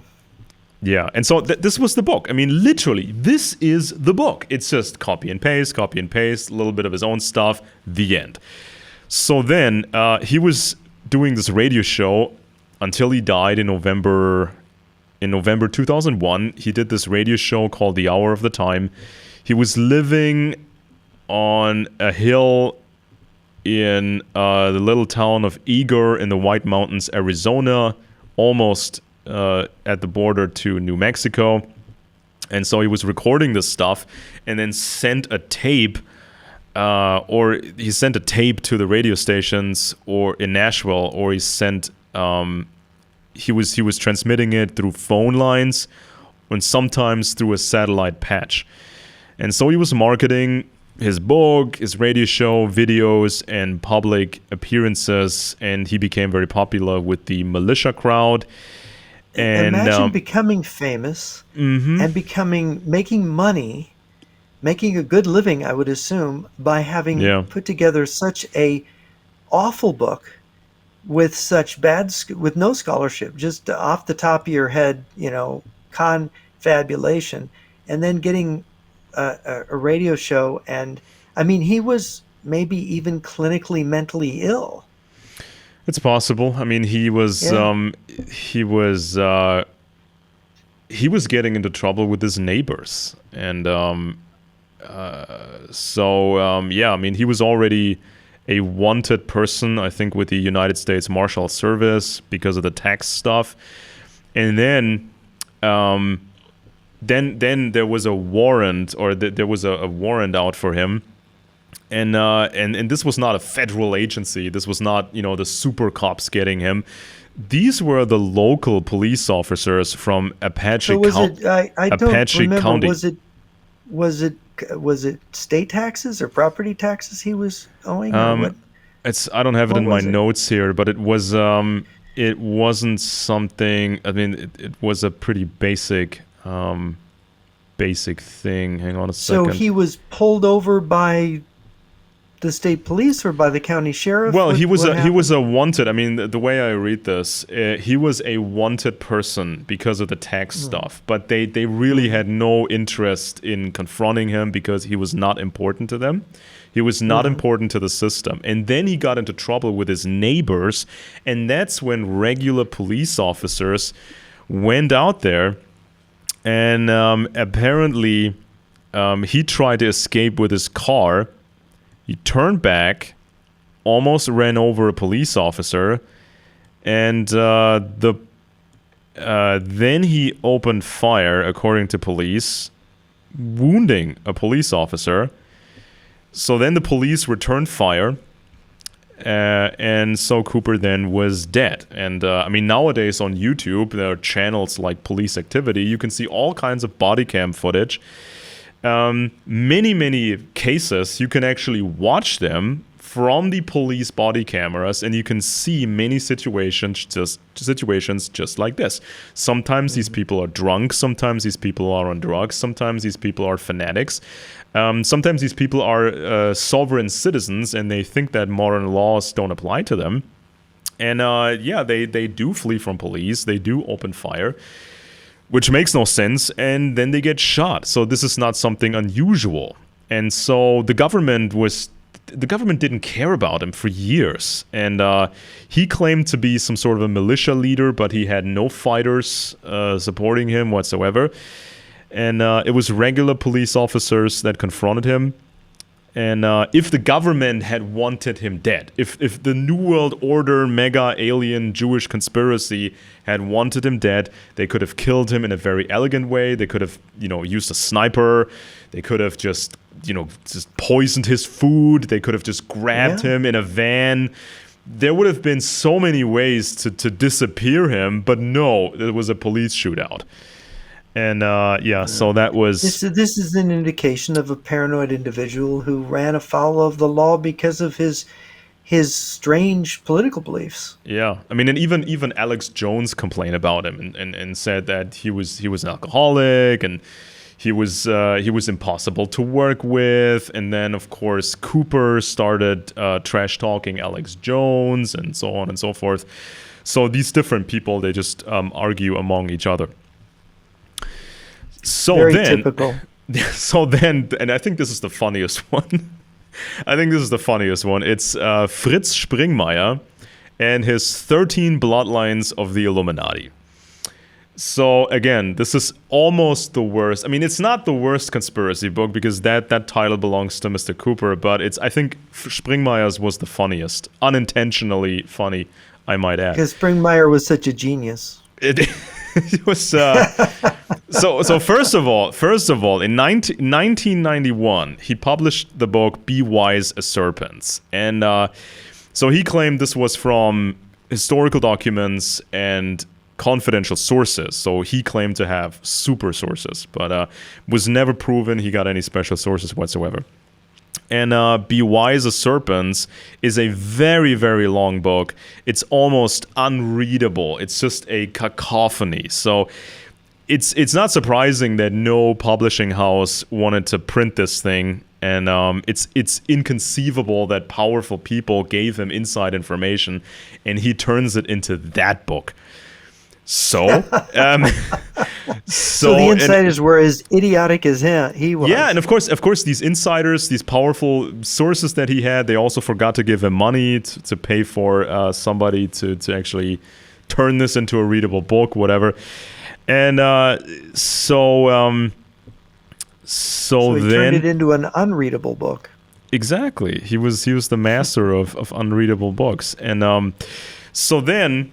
he tried to do the exact opposite. He needed a book that was short, simple, and catchy.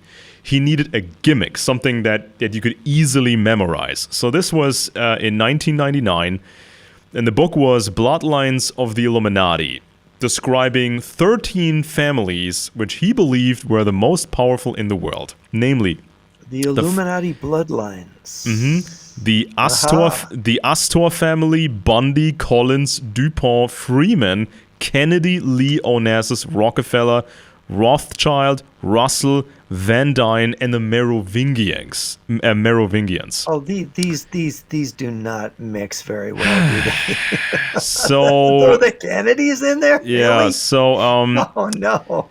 So it seems like this time he had a plan. He wanted to make a gimmicky book, but apparently he was running out of steam.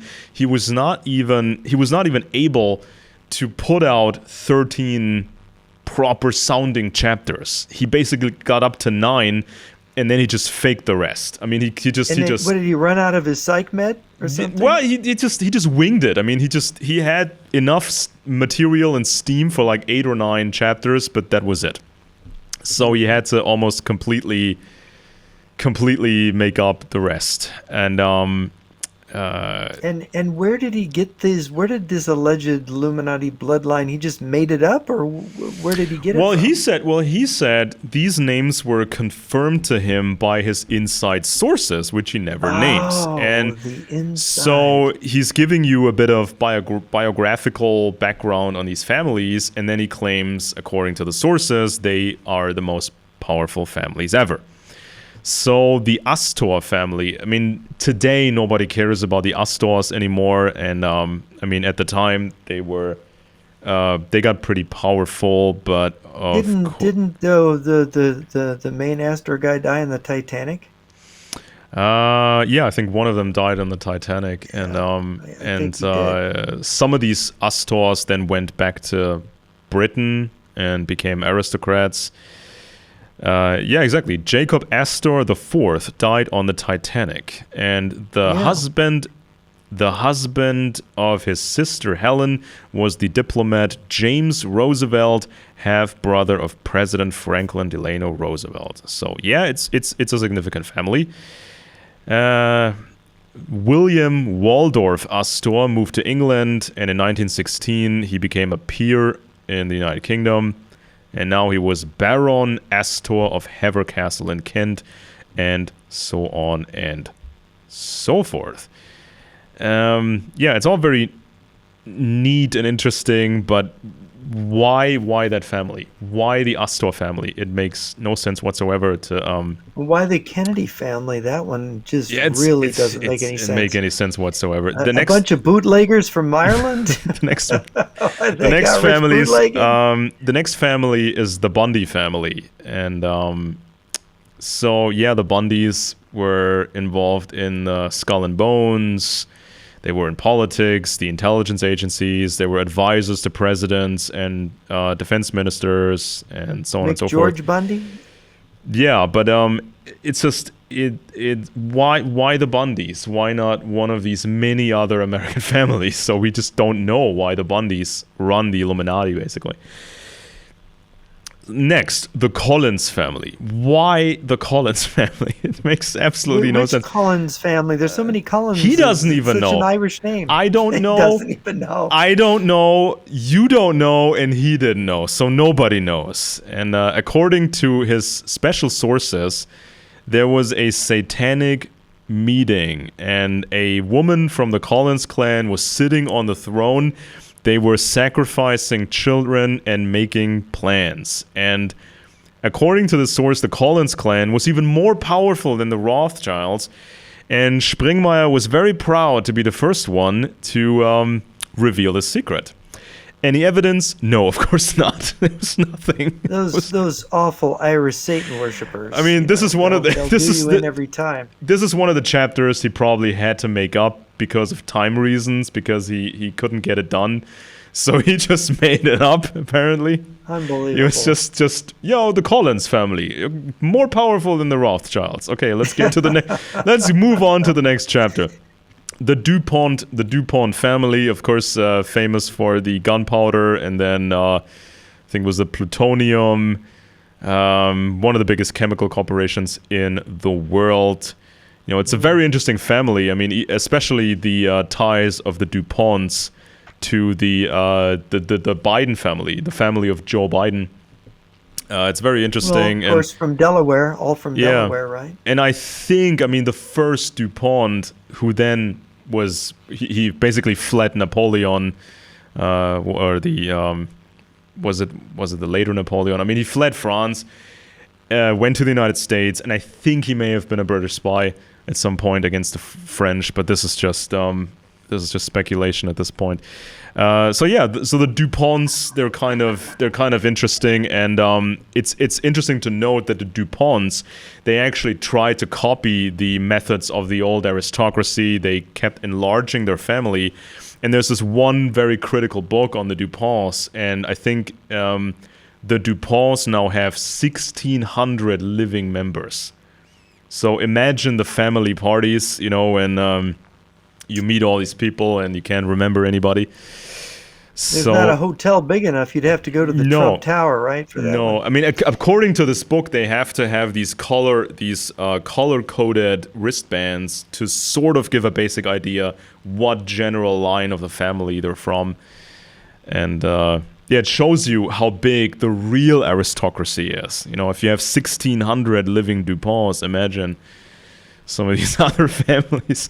You know, so the DuPonts are interesting, but why would the DuPonts run the world? I mean, again, we get no explanation why the DuPonts are a bloodline of course, of the Illuminati. It's a reflection of how complex the Western economic system is, that there are so many industries, so many captains of industry, such large families in these industries, that it is and of course, do you think they control all their relatives?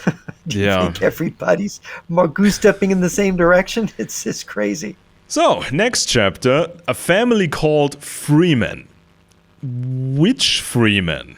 I mean, it's not it's one of those fake chapters where he just makes things up, and then he says that, the evidence for the Freemans being an Illuminati family, evidence is that the Grand Master of the Priory of Zion was Gaylord Freeman.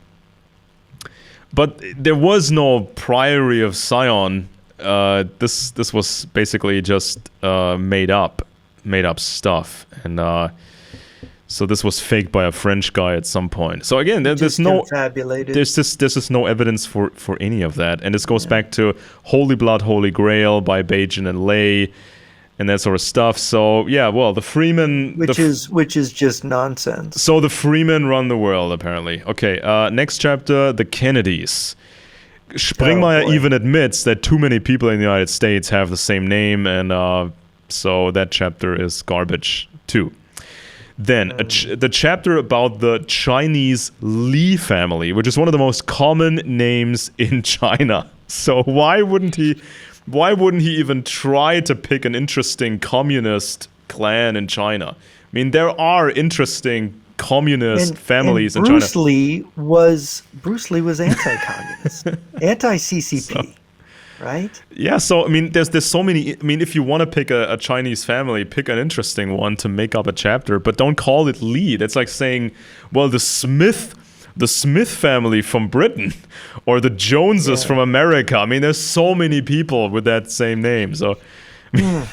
So then the Onassis, incredibly bad. The Onassis family. I kid you not. Oh no, the Greek billionaire. Yeah, and so that makes no sense whatsoever. Then the Rockefellers, boring. Of course, the Rockefellers. Then the Rothschilds, of course. Predictable. And that's it. And that's really it. And and then he got himself arrested for this weird case. And so then Fritz got arrested? He got arrested, yeah. He was in prison for a while. What did they get him? What did they get him for? Okay. Well, as everything about this man, this is a very weird story. And so it was about cannabis, guns, and a bank robbery. So in 2003, he was convicted and got 9 years of prison. And him and his wife, they claimed, some crazy fans, some crazy supporters they had, committed those crimes and then blamed, Fritz Springmeier and his wife. And so the court was convinced that the Springmeyers had known about the crime, some weird bank robbery plan and a gun, and it's all very strange. So of course, the interpretation in the conspiracy circles was that this was all made up to get him. So the powerful mega bloodlines of the Illuminati, they got him on gun charges and robbery charges and marijuana. I mean, if he had been a threat to this conspiracy, they could have eliminated him or disappeared him in any way, shape, or form. But no, it was the weirdest thing with a robbery and cannabis. So then when he got out of prison, I'm not sure he served the whole term. When he got out, he tried to come back. And now it gets really crazy. He, again, claims he had access to these secret insider sources. And these sources told him now there are only 7 leading bloodlines. And these bloodlines now turn to the good side. They want to create peace and prosperity. And the new king of the world, secret king of the world, was a man called William Cornelius Van Dyne, whose ancestor was married to a relative of Adam Weishaupt of the Illuminati. And so so he published a photo of this Van Dyne character, and people traced this photo back to a Hungarian software coder. Springmeier then claimed he was in contact with Jacob Rothschild, who was a good man, he said. And so Springmeier's audience was dumbfounded. He was actually scandalized.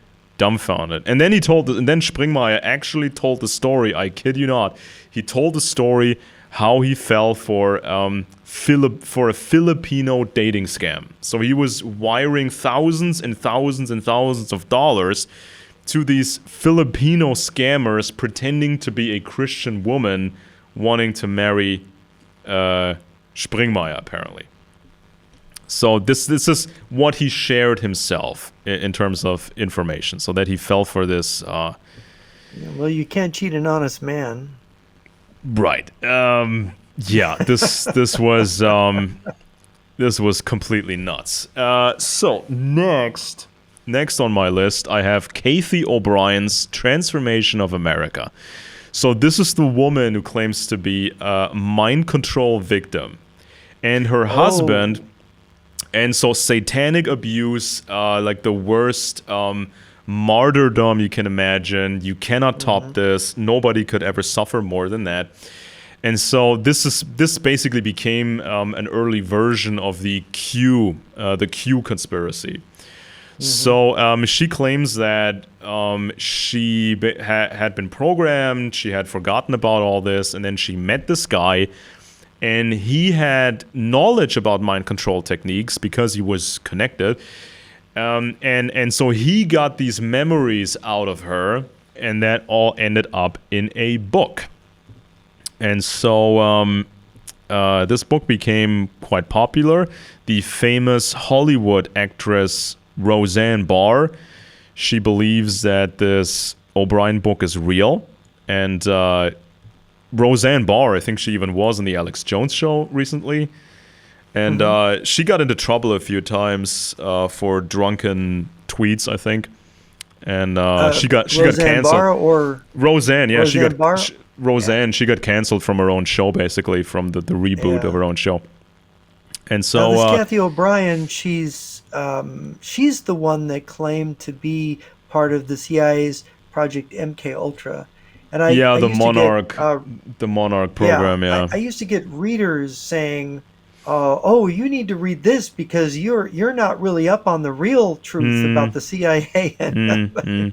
And of Yeah, I course, mean, if you've read scholarly books on MK Ultra, you don't see anything about this yeah, and I mean, if kind of it's, thing. I mean, we know about real cases. We know about Yeah. the Franklin case in Omaha, Nebraska. There's some cases in, the book by John DeCamp.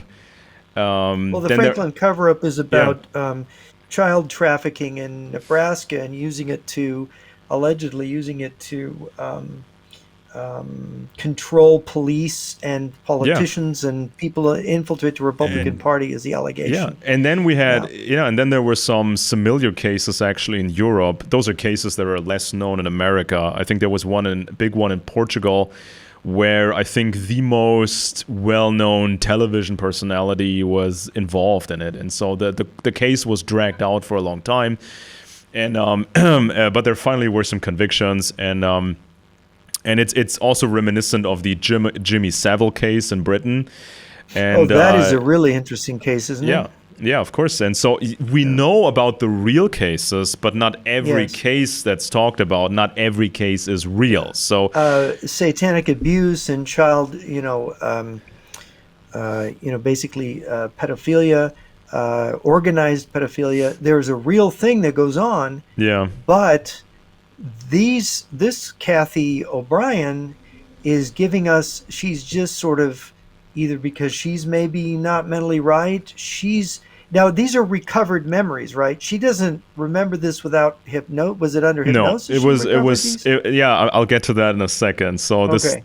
this is kind of the core of the weirdness here. So, so when you read the book, the first part is actually not by Kathy O'Brien. It's written by Mark Phillips. He's the co-author, and he got the whole thing started. And he claims to have worked for a he was with a subcontractor, he claims, for the U.S. Department of Defense, and this is how he sort of got involved in mind control research. But he doesn't present any specific new information, so there's nothing special that he can produce. So he claims to be the hero. He met her, and because of his previous knowledge on mind control, he immediately realized that she was a programmed slave, and then he took it upon himself to deprogram her in these long, weird sessions. And so there is so yeah, I mean, the story of these sessions, it almost sounds like brainwashing. I mean, it And seems there's more an like, alien. Isn't there an alien connection in her material somewhere? I don't As I remember recall, that, but that she she claimed to somehow have been. saw. She somehow saw somebody. There's so Um, much, yeah, there's so much more stuff they put out besides the book, but I just looked at the book here, but there's probably some tie-in into these other yeah, branches she of. talks about some politician turning into a reptilian alien in front of her or something. Oh I don't. boy. I mean, I was given this stuff years ago to read, and Yeah. I just read it, and Um, it's just so crazy. It's like, don't send me this stuff again. You know? yeah. And the people are very So, offended, of course, because they believe in it. yeah, and so basically, he in the first part of the book he explains these hypnotic sessions, and he isolated her. She was not supposed to meet other people. She was not supposed to get in touch with reality. She was supposed to be in this brainwashing session, and it's almost like a cross between brainwashing and the movie The Exorcist, where the girl is tied down and the priest is doing his thing. So this is kind of what it sounds like, and Yeah. even experts warn about hypnosis, because if you have, let's say, a woman who has a dissociative disorder. Now that can mean, or that likely means, that person had experienced horrific things. However, the memory is garbled. So there is some damage to the brain. And this The makes mind tries to protect itself yeah, and against reliving this pain makes by and this creating, yeah, memories, fake and memories. this makes these people's memories unreliable. And there were Yeah. many there are many cases that actually ended up in television programs in Europe, especially in Germany. People who claim to be victims of this ritual satanic abuse, but their memories are unsuitable for a police investigation. So the police tries to investigate, but they go absolutely nowhere. In fact, the hypnotist can actually cause a suggestion to the people to remember things that didn't happen. Yeah, I mean, if it's And of a course, if yeah, it's not done properly, I mean, hypnosis can be used to recall genuine memories from people, in general, yeah. but if the hypnotist is unconsciously or even consciously trying to solicit a specific, we had the McMartin preschool case in Hmm. California, if you remember that. It was the claim that these children, some psychologist got a hold of these children and basically was claiming that these children were, the people running the McMartins who were running this preschool were engaging in satanic abuse of these children. And of course, the heads of the school, they were prosecuted and could have been convicted. I don't remember the details, but basically the children claimed they were tunnels and there were Hmm. sacrifices of Hmm. animals. And of course, they went and actually dug, and of course, there weren't tunnels Yeah, underneath the the preschool. testimony It was was all fabrication. It testimony was all was fabricated. unusable. Yeah. I mean, sometimes perpetrators, they give sedatives to children. I mean, pedophiles, they give sedatives to children, and if in the right dosage, a sedative can cause a dreamlike state. So it's possible that sometimes children, they are between the awake and in the dream state, and so that could possibly mess up memories and lead to these unusable testimonies. Because if testimony is garbled and crazy, it's unusable in a court of law. And so sometimes you're dealing with people with a dissociative disorder, and so Explain that. memories. Well, What is a dissociative disorder? it's quite common. I mean, there's some serious research on this, and it's linked to damage in the brain. Apparently, you can diagnose it. Exactly. You can diagnose it better than other mental illnesses. And so there is some, yeah. Well, this Oh, is it dissociative identity disorder? I think Is that what you mean? dissociative identity disorder is sort of a DID, it's a where the stronger person has version. distinct personalities. I mean, this is where the person remembers being other people. Well, I mean, Is it the same thing as that? it's supposed to be the same cluster or the same thing in general, but there are different variations and there are different levels of intensity. So sometimes these people have trouble with realizing time. They have garbled memories, and so if you get some of these people in a hypnotic session, or if they watch movies like The Exorcist, if they read some stuff, I mean, this could lead to all kinds of issues. I mean, you don't expect to hypnotize a normal person or try to hypnotize a normal person, and that person will remember these traumatic events. But a dissociative person, that's another story. So this is kind of this complex field. And Yeah, I just found something from the American Psychiatric Society. It says, "What are dissociative disorders?" It says, "Dissociative disorders involve problems with memory, identity, emotion, perception, behavior, and sense of self." So that's in general. So I guess the idea is just as specific. I just was curious yeah, about that. But okay, go ahead. So this yeah. dissociative And disorder. also, after, I mean, even before and after the Kathy O'Brien book, there were many more people claiming to be experts on ritualistic abuse, experts on mind control, Yeah. and many of them claim they work with victims and they get all these memories out of them through hypnosis. And so it's an unregulated field, basically, if Yeah. these self-announced experts, if they start experimenting with these people. And it's not even clear how exactly they did this with Kathy O'Brien. So, I mean, Well, he was Kathleen claiming... Ann O'Brien was sort of the focus of this, but it goes beyond her. And there was some lectures on YouTube several years ago by a psychologist who talked about this and said that within the literature, and he spent a lot of time working on these people. He says there's two things that are almost identical in terms of suggesting dissociative disorder, and one is alien abduction, Hmm. and the other one is the satanic childhood abuse thing. That these people, they sincerely believe they've been through it. They recall it mostly. They don't recall it naturally. They recall it under hypnosis, and then they recall these bizarre experiences. And the people who believe that they're the victims of satanic abuse generally have scorn on the people who believe they've been abducted by aliens, and the people who have been abducted by aliens often have scorn for the other. But as some who've studied alien abductions have discovered, there's almost a level of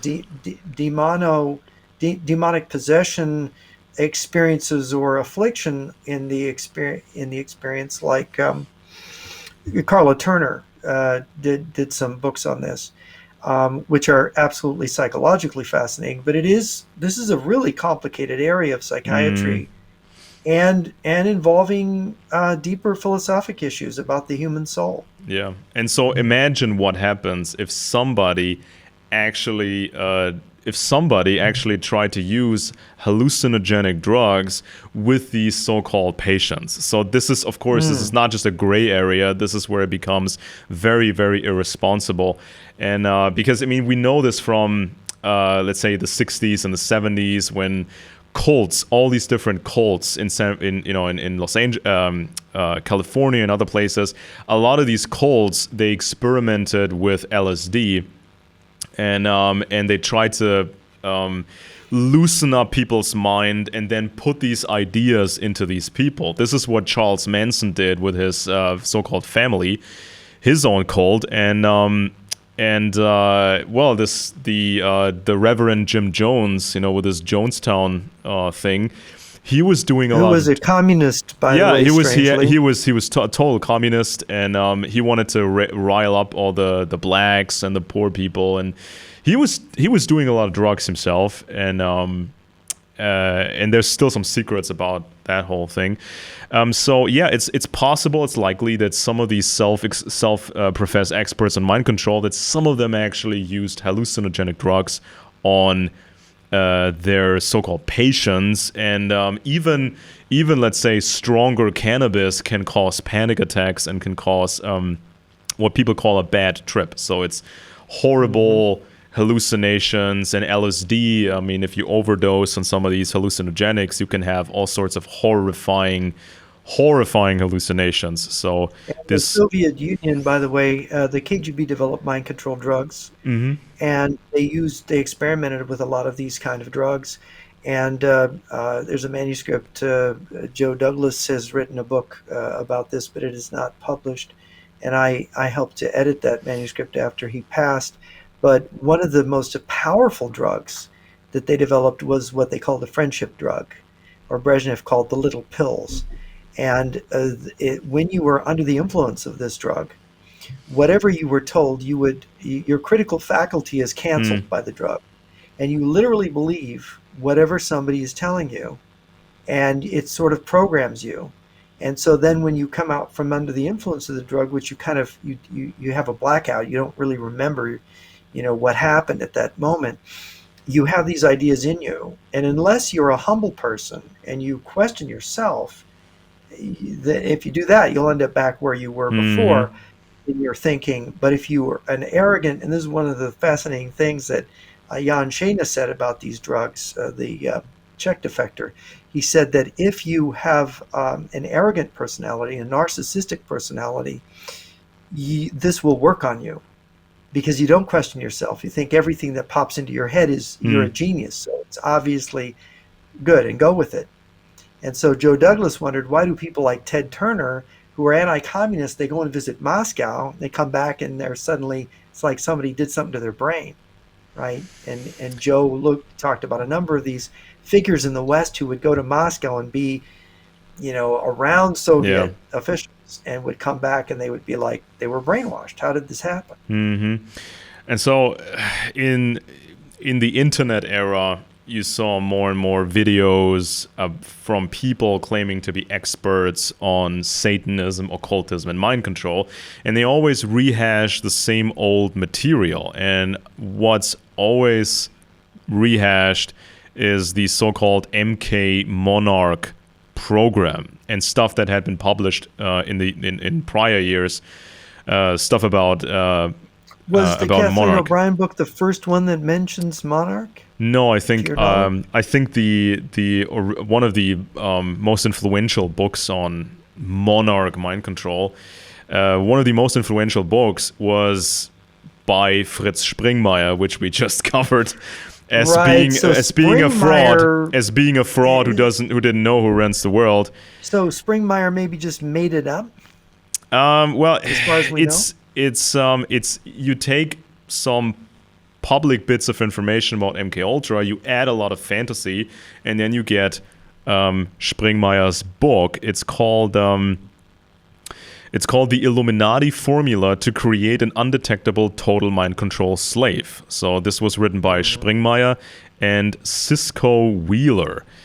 And Cisco Wheeler claimed to be a victim of brainwashing, but was also doing brainwashing for the Illuminati at one point.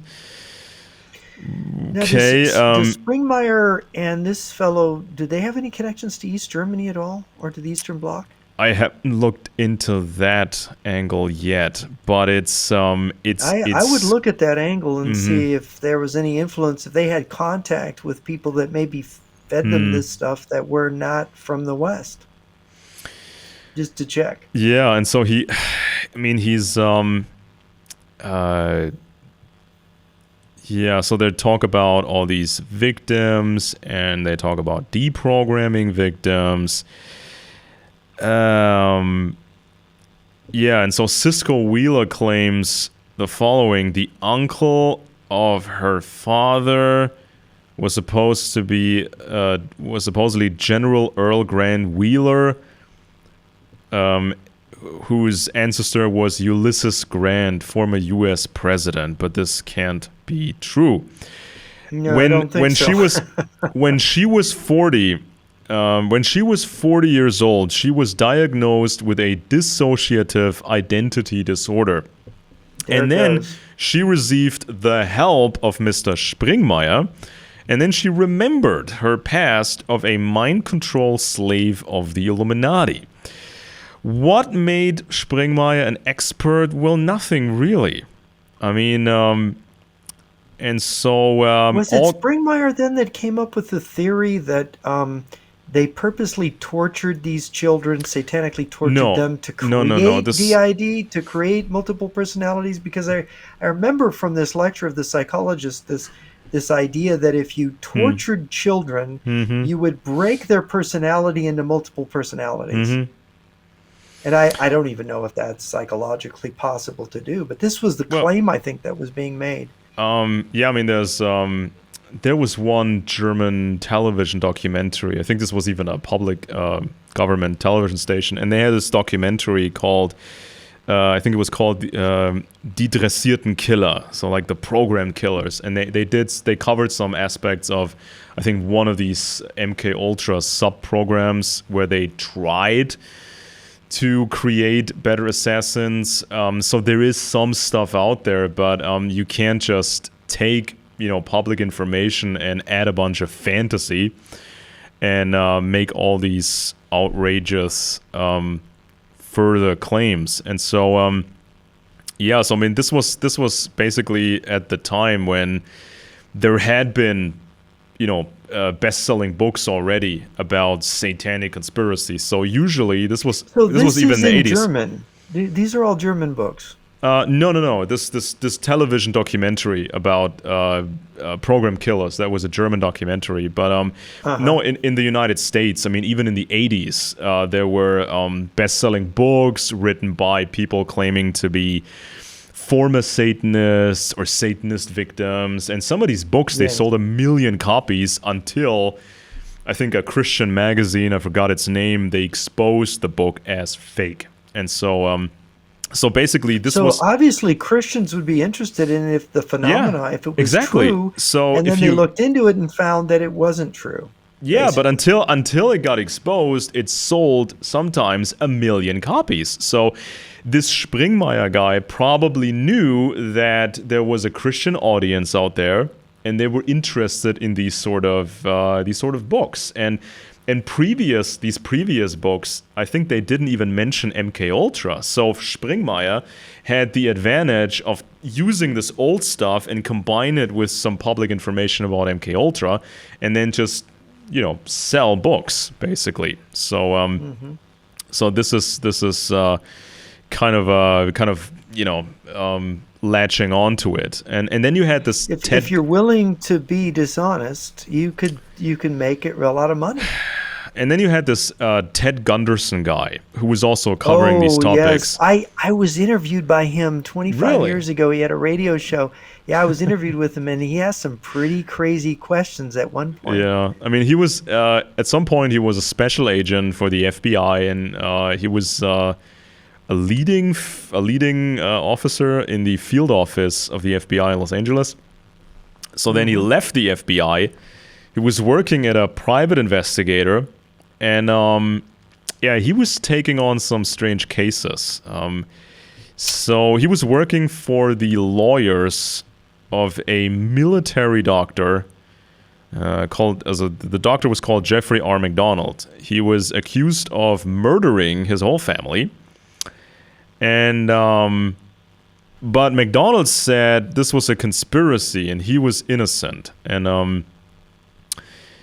And so in the living room, the police found a Esquire magazine. They found an Esquire magazine issue with an article about the Manson family and the Manson Tate LaBianca murders. So this kind of led to the this idea that this dude murdered his family and then made up a story similar to what he read in Esquire magazine. So these weirdos came in and killed everybody and framed him and whatnot. And so this Ted Gunderson guy then worked for the lawyers of this doctor, and Gunderson immediately said, yes, there was a conspiracy, and it was a satanic conspiracy, interestingly enough. There was a drug addict daughter of a military officer, and she was supposed to be from Satanist circles, and so these Satanists killed the family. That was the idea. And so Ted Gunderson was making quite a bit of money for this job, and he found this drug addicted daughter of a military officer, and he recorded her statement, which was not usable in court. It said she was a witch in a cult involving military officers, and this cult actually went to McDonald's house, confronted him, and situation got out of control, and these cult members committed the murders. And this woman was just a witness, and she was trying to barter for immunity, for giving this testimony. And apparently Gunderson promised her a place in the witness protection program. He promised her a house and a job and book deals and deals to make a movie out of her story, but her testimony was not accepted. And so this was basically Gunderson's job. He had to, he claimed conspiracies, and he was getting paid for it. And then he got himself involved he got himself involved in the Franklin case in Omaha, Nebraska. Now, this case was handled by a professional, former state senator John DeCamp, and so Gunderson was involving himself without really adding anything of value to the case. And then Gunderson tried to play a role in the case of the McMartin preschool. And and he was. By the way, the McMartins were completely vindicated. And so he was getting criticized even by conspiracy buffs. And and then at some point he got into trouble. The FBI, of all things, the FBI was investigating him because of a shady investment company called Decla International Incorporated. And he was influenced, and get this, he said his awakening happened because of the book Pawns in the Game, which we covered earlier in this program. Carr's book, Pawns in the Game. Which means that basically Gunderson was a crackpot.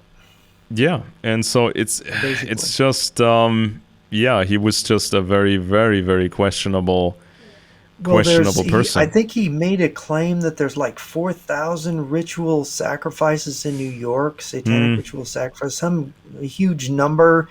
And he's made a lot of but the thing that gets me is, I was on the Art Bell show. It was my first big national exposure in July of 1998.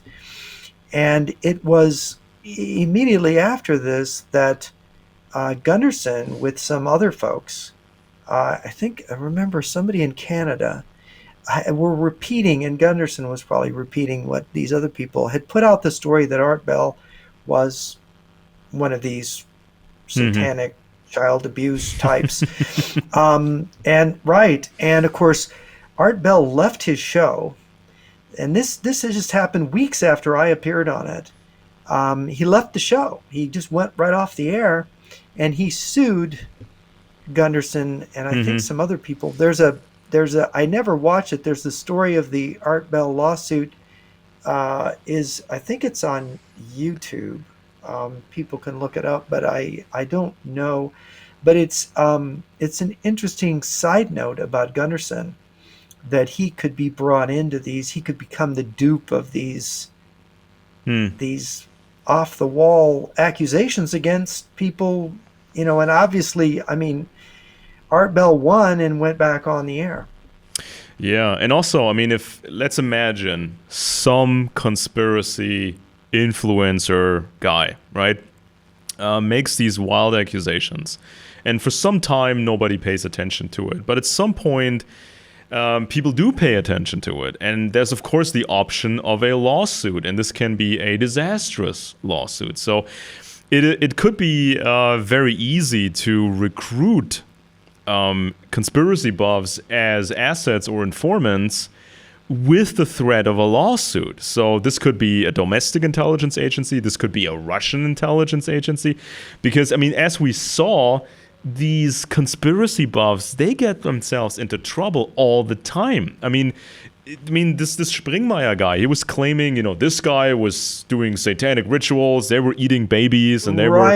Right. And see, this is important because Belladot and other communists who had worked for the communists mentioned their methods. And I don't remember whether it was Whittaker Chambers or... It's been people who've been in the communist camp will tell you that one of the main accusations to destroy someone is that they're a child molester.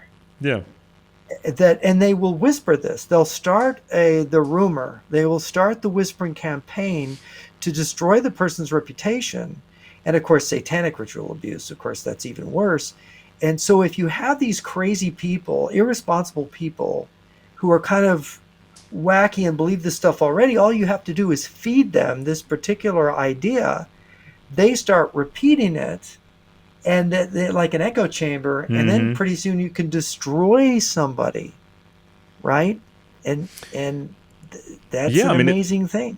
if you look at real cases, the Franklin case or the Jimmy Savile thing or the Jeffrey Epstein thing, in a real case, you need professionals and you need careful investigation to not blow the investigation. And so, for example, when this Epstein stuff came out, Julie K. Brown for the Miami Herald, she did this tough legwork investigative journalism thing, and she moved carefully and she got help from police all over the country and that sort of stuff. So this wasn't just, spreading accusations, making wild accusations. This was very, very meticulous. And what you have to remember, when Jeffrey Epstein was around, he tried to meet with everyone. He tried to, even RFK flew on his plane in the 90s because he offered him a plane ride to meet, family members. So just by having met Epstein, that is not already evidence of a crime. So Epstein was trying to meet everyone. So you have to go. Epstein was trying to find. It was like fishing. He was just putting out little bait. He was trying to see if people would nibble. And the Russians were trying early on. The Russians were trying to infiltrate Epstein's circles, and also this French guy Brunel, who also ended up dead, I believe. And so the Russians were trying to get into it. And so you have to look at each and every person, and just figure out what do we know for sure and what's a speculation. You can't just. Jeffrey Epstein's madam was, of course, the daughter of a guy who came from the Eastern Bloc and was a major Maxwell, wealthy person in the UK, right? And I think at some point British intelligence was thinking this guy was working for the Russians. For the KGB, yeah. In fact, I think there was a KGB general who, after the Cold War, said he was ours. Yeah, of course, the Israelis, yes, the Israelis liked him too, but maybe he worked for the Russians above all else, and that would be a problem. And so you have to look at each and every person individually and then be careful about what you do with your investigation. And I think that the late fate of Alex Jones underlines that point, because he was making these terrible reports about the parents of the Sandy Hook child victims. So he was talking all this stuff about these parents being actors, and it's all fake or partially fake or this and that. And then, after years of this nonsense, when he finally got sued, he tried this excuse of, I was just commenting on what other people were covering, and I was just, speculating and whatever. But he got sued, and he now has to pay roughly $1.5 billion, billion with a B, and he cannot use, according to a recent court decision, he cannot use bankruptcy laws for his many corporations to get out of this roughly $1.5 billion. And so it shows you, if you mess up as a conspiracy buff, there's this legal threat against you. And what happens if, say, the Russians or whoever, if they get wind of your problems, or they can find something that you said that can get you into trouble? They can cause you trouble, but then they can they can pretend to be your savior, but it has a price. So they help you out of this trouble, but there's a price for it. You have to work with the Russians now. And I think this is what happened to a certain number of conspiracy buffs. They're so incompetent, they make accusations against everyone and everything. And so they open themselves up for legal action, and then they are ripe for recruitment by the Russians or by whomever. Yeah, and it was Robert Maxwell I was thinking of. Ghislaine Maxwell was Jeffrey Epstein's partner, and Robert Maxwell, who's been alleged to, he owned, I think, Pergamon Press in the UK.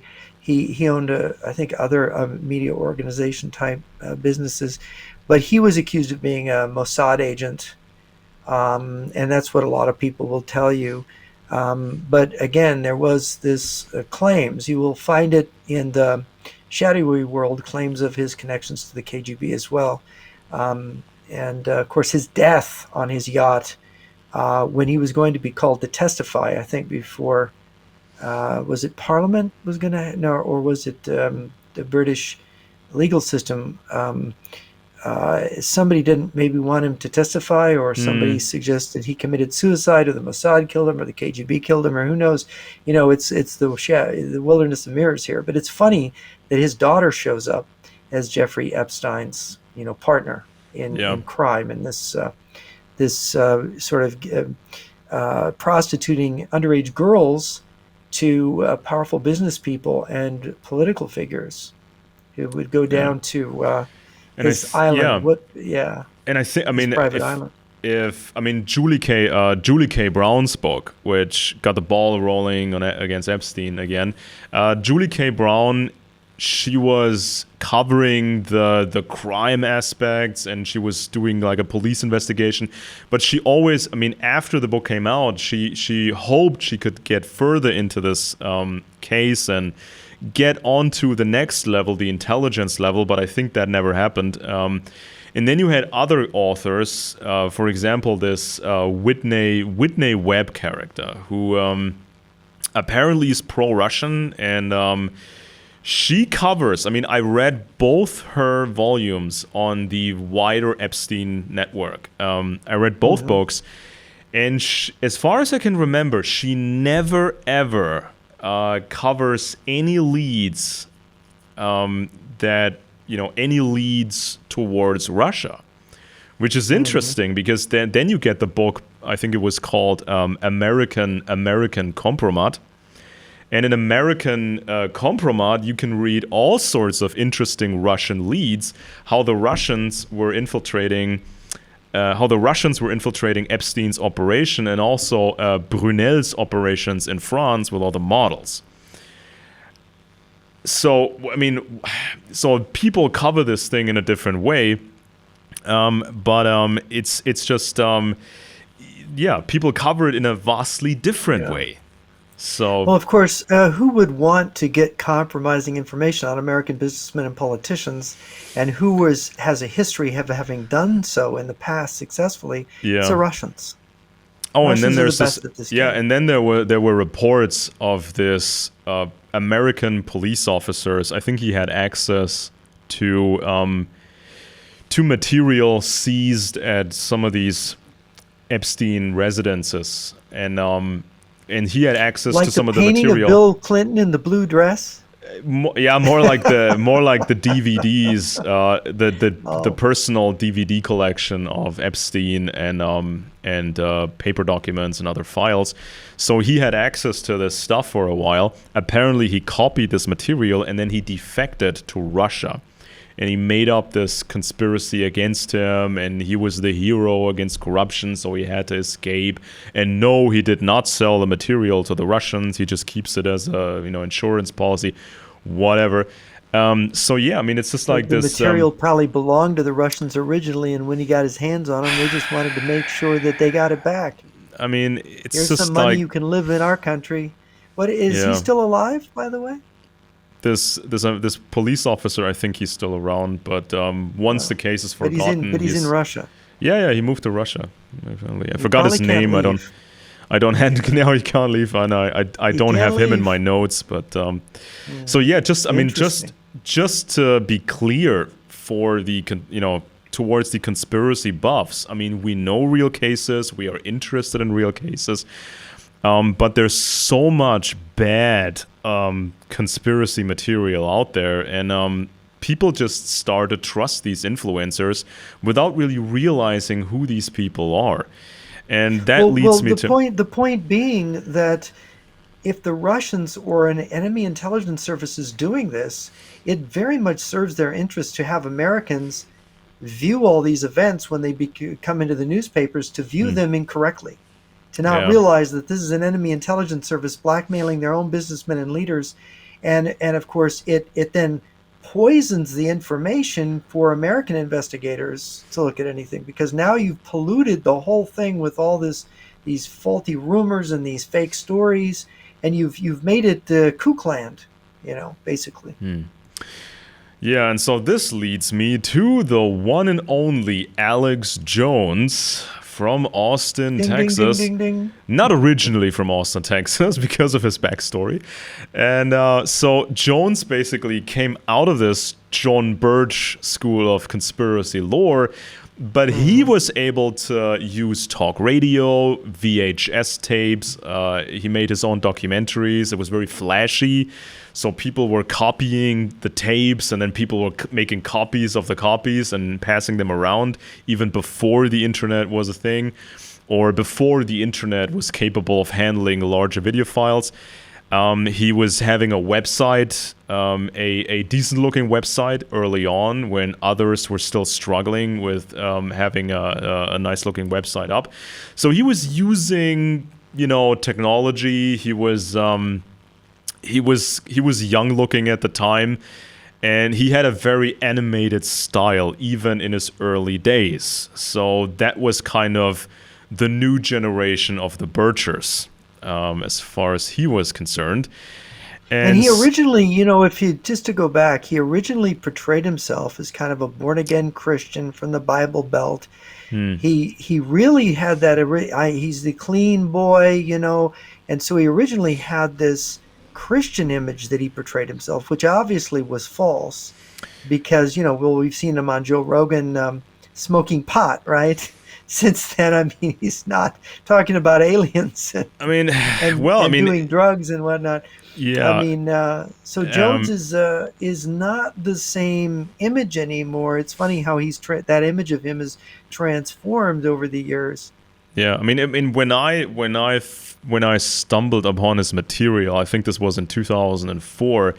He marketed himself as a family man. He was married, he had several kids, and there were no known scandals regarding his family life. So, this was kind of his self-marketing. He was like the all-American dad, and so at some point he was talking about his past, and he was telling these stories that he was getting into fights all the time. And somebody got hurt permanently. And so in later years, now we understand more about that backstory. And for example, I think like 2 years ago, there was a report made by John Ronson, who had even worked with Jones previously on the Bohemian Grove documentary. Ronson famously recounts that in a book called Them, Adventures with Extremists, which is a hilarious but very, very well-written book. And John Ronson did some stuff on the men who stare at goats, the crazy experiments. He did some stuff on General Stubblebine, whom I had spent a few weeks with in Panama, by the way. And I'm just grabbing one of these hard drives back there. I have the footage, and I'm gonna just make a report out of that footage because it's interesting. And so John Ronson, he was covering sort of the craziness, some of the craziness, and John Ronson was also on the Joe Rogan show, I think, several times. A number of times, yes. And it appears that John Ronson told Rogan about some of the research on Alex Jones's past, because when finally, after many years of waiting and raging, when finally Alex Jones became a guest on the Joe Rogan podcast, Rogan was questioning him about this past, about the violent fights, and Jones got hurt himself. So there's some sort of brain damage maybe going on. They got into that aspect, and and so that was Jones's past. And John Ronson, he was talking to all these people from back then when Alex was in school, and nobody could remember these heroic stories that Alex told later about publicly confronting the police in front of the whole school, about nefarious drug dealing, and I think he even claimed that the police chief was a Satanist at the time and whatnot. And Jones's girlfriend was somehow tied into that, some story like that. And Ronson talked to all these people from back then, and they don't remember anything heroic. They just remember Alex as being out of control, very aggressive, and just plain weird. Very dark, very weird. And so, according to Jones, his family had to leave. I think it was Dallas. Yeah, Dallas, Texas. They had to leave because of the conspiracy of the police. But it was more likely they left Dallas because of one of these fights that Alex was getting into when somebody got permanent brain damage. And then there was a revenge against Alex Jones, and he was severely beaten and may have gotten permanent brain damage himself. Interestingly enough, and in Ronson's book, I should point out this whole Bohemian Grove conspiracy thing is people need to read John Ronson's account of that, because Ronson's the guy that got Jones into Bohemian Grove. He's the guy that said, just walk through the gate and pretend you belong, because Jones was going to try to find some way through the woods to get in there. And they just walked through the gate, and then they brought this little camera and made a very bad, there's like a little kind of musical, the burning of what is it, the burning of care, right? They have this cremation of care, like figure they burn, and it's like the magic flute. There's like a musical. They got an live orchestra there, and he turned it into, it's a ritual sacrifice, and he reinterpreted, and Jones is like, well, that isn't really what happened, and so Jones is looking at Alex as kind of going over the deep end over this, which Alex then turned it into some kind of famous investigation where he uncovered the conspiracy among the American elite. And so that's kind of the background. And then when 9/11 happens in September 11th, 2001, Jones immediately, points to the Bohemian Grove and the conspiracy, says it's an inside job. And of course, that at that moment, that hurt him, because people were in no mood to hear this. He lost almost all of his radio stations back then. Yeah, they all dropped him. He got hurt. Yeah, he did, for saying that. So, but he worked his way back and became big, and became such a millionaire that he could be sued for $1 billion, and the court is holding him to it. Yeah, but at the same time, when when this was the Bush administration, Jones became popular because Bush was so unpopular in many, many ways. And some of these Birch tradition conspiracy activists, they thought the Bushes were the New World Order. They were the banker conspiracy. And also the FEMA internment camps, which started. Yes. I mean, the internment program started, I think, under who was it? Not Nixon. It was Reagan, I think. So it started under Reagan, and then it continued on. It was Bush Senior, then it was Bill Clinton, and when it came to George W. Bush, that's when the Bircher conspiracy buffs, when the conspiracy buffs became nervous, because they thought these internment camps were meant for the patriots. So the patriots would be locked up, and the United Nations would roll in, and America would then be under the United Nations flag. So this was kind of the Birch-Jones mentality during the Bush years. So the Republicans are the enemy, the Bushes are the New World Order. But then the year 2008 happened, and almost all of a sudden, Jones became pro-Republican again, and he also became pro-Russian, which he wasn't publicly before. I mean, I remember Jones talking about Putin was a demon, and former KGB, of course, and he was talking about the apartment bombings from 1999 in Russia. So they were covering that on the websites and the radio show. And this all changed in 2008, and this was exactly the year when Russia Today started broadcasting in America. And I think the first guest they had on, or the first American politician they had on the Russia Today television station, I think the first one was Ron Paul, who was always so soft on Russia and China. Yes, it was unbelievable. And I mean, Ron Paul. I met him in April 2001. I was giving the lunch speech. He was giving the dinner speech, and it was Houston, Texas. and we met for coffee in between. His home And of course, turf, right? he was offended by me when I said that I'm worried about Russia and China as supporting Iran and so on. And he was just absolutely, he just wouldn't hear another word of it. Really? Oh But that God. was my encounter with him. But he's a doctrinaire libertarian, and he sees everything through the lens of that ideology. So he can't see reality for the ideology that he has to impose everything, see everything through. That's my take Yeah, but on Ron Paul. when he ran for president in 2008 and also in 2012, he got a Yeah. lot of support from Yes, he did. The Alex Jones radio show.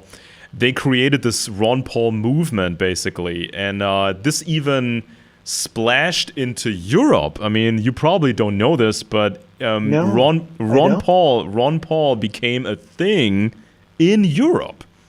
Did he really? Yeah, he actually did, and so when it became clear that he wasn't running seriously in 2008, even though his supporters were led to believe he was serious.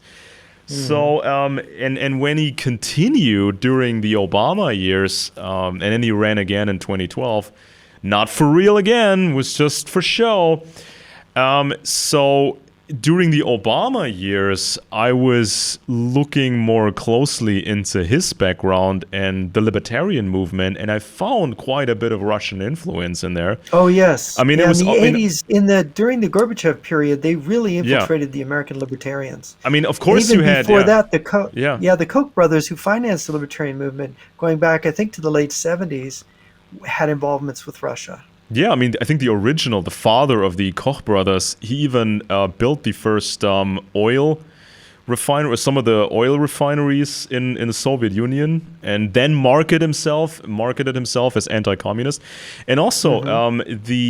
who is this Rothbard guy, the Murray Oh yes, Rothbard, he's a libertarian, a left libertarian philosopher and he who had takes a very anti-American so view. much Yeah. understanding for the Soviet Union, and so much Yes. understanding for the Eastern Bloc, and so I got into all these libertarian figures, and I was looking into Ayn Rand. She came from, or family came from the Soviet Union. Yes. She moved to the United States, and she did something that was interesting. She kind of morphed Karl Marx's theory of class warfare into a version for the United States. So she tried to get more people into a class warfare. So according to this Ayn Rand idea, which was picked up by other people as well, according to this idea, class warfare is not how Karl Marx had viewed it, but you have to look at the productive classes and the unproductive classes. And so these unproductive classes, they receive government money or any subsidization or whatever. And so if you belong to the productive class, you have to basically be in a war against the unproductive classes. And in this famous novel from Ayn Rand, what was the big one? The Atlas Shrugged, was it? Yeah, Atlas Shrugged. Yeah, Yeah. I've read that, So and it's she this. had the another one before that, another big one before Yeah. that. So it's this. So she envisioned this class of super capitalists, and they withdraw from society, taking all their knowledge and expertise with them, leaving the rest of society to rot. And so they Hmm. are in this wonderland valley of the superhumans, while the Yeah, rest of Galt's society, Gulch. Galt's Gulch, and then the rest of society basically falls apart. So you're not helping society. You don't try to change it for the better. No, you just let it go to waste, and then you have a better future. And so I recognized more and more the radical strains of libertarianism. They were preaching this weird class warfare. And some of these gurus, they used to be openly Marxist, but then supposedly became libertarians, and they preach this class warfare. So radical libertarians get so angry at normal people, and they don't see Russia as a threat. They don't see China No. as In a threat. in fact, actually I've met him. The guy that took over Ayn Rand's literary estate, um, Leonard Peikoff. He wrote about Weimar. Actually, his book. It's not too bad, but it's everything's in the objectivist philosophy. Um, when the Cold War ended, he didn't see anymore. Communism was dead. It always was a bad idea. No, he saw the big threat. Then from then on was from the Christian right. Christian fundamentalists were the big threat, and so that was what he saw. So you could say that objectivism almost, you could say, took a turn to the left, because the objectivists, they're atheists and they're materialists basically, and so religion is the enemy. Religion's a threat to freedom and society. So that's the way they turned after the Soviet Union collapsed. So that was an interesting twist on the objectivism. Yeah, and so and then I saw Ron Paul appearing on Russia Today. I saw Ron Paul talking nonsense about Ukraine in 2014. Oh, yes. In 2014, when the Russians took Crimea, and they talk nonsense about it. These people he said this was self-determination of the Crimean people. They freely decided to become part of Russia, and who could argue with liberty? Well, in 2001, Ron Paul told me, "Oh no, Russia and China are not a threat to the U.S. The U.S. is the threat to everyone." Really? Yeah, really? The U.S. is the big threat. Great, and that's so that's what he told me. Yeah, yeah, and so that's what he believed. Yeah, and this was so Ron Paul. I mean, he was sort of popular before, but Ron Paul became a phenomenon with the help of Alex Jones and the Birch type conspiracy buffs.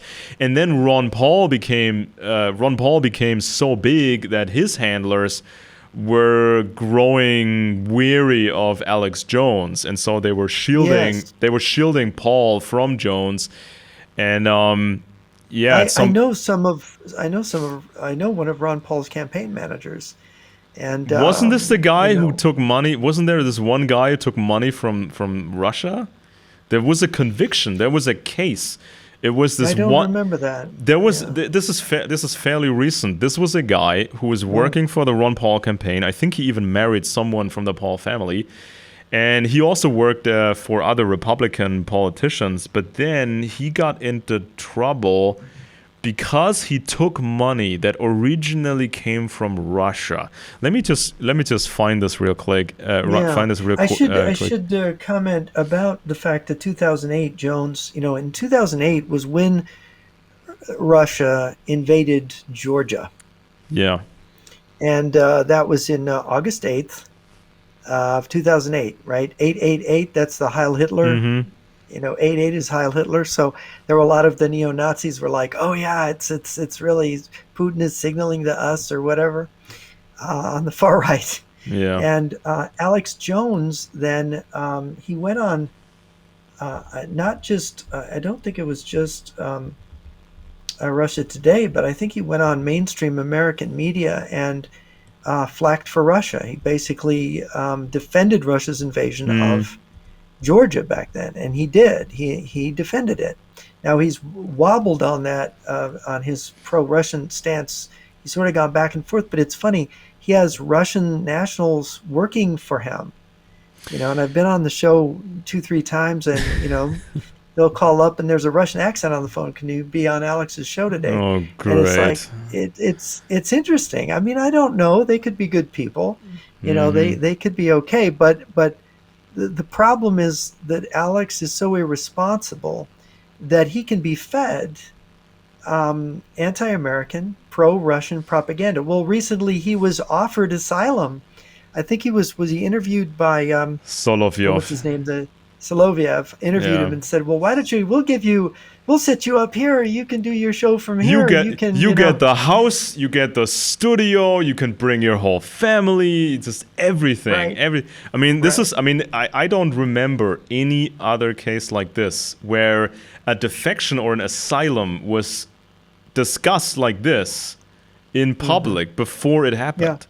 I mean, you yeah, saw defectors, you saw people disappearing and reappearing in Russia and giving some press conferences, but like this, like yeah. begging for asylum, getting granted asylum and extended asylum, and just like, come on, come over, we bring your whole family. You can live in one of my super nice houses, and we'll give you the best studio because it's all paid with Russian money.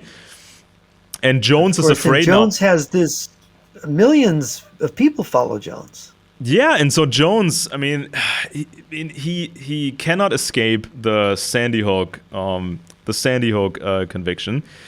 No. He's now being called to testify again in connection with the storming of the Capitol. And so he may get indicted at some point, theoretically, for his involvement or whatever. And so there is a strong incentive for him to run to Russia, to escape to Russia. And so he would get a new passport. He would get a new passport. He would get a new show and everything and anything. So I found this here. This was from this year, actually. This was from February 2023. It's a story here. It says, GOP operative gets 1.5 years in prison for facilitating illegal Russian donation to Trump 2016 campaign. It's about Jesse Benton. Jesse Benton worked for the pro-Trump super PAC and was a longtime aide to former GOP politician Ron Paul. Jesse Benton was convicted by a federal jury in November on several charges, including conspiring to solicit an illegal foreign campaign contribution.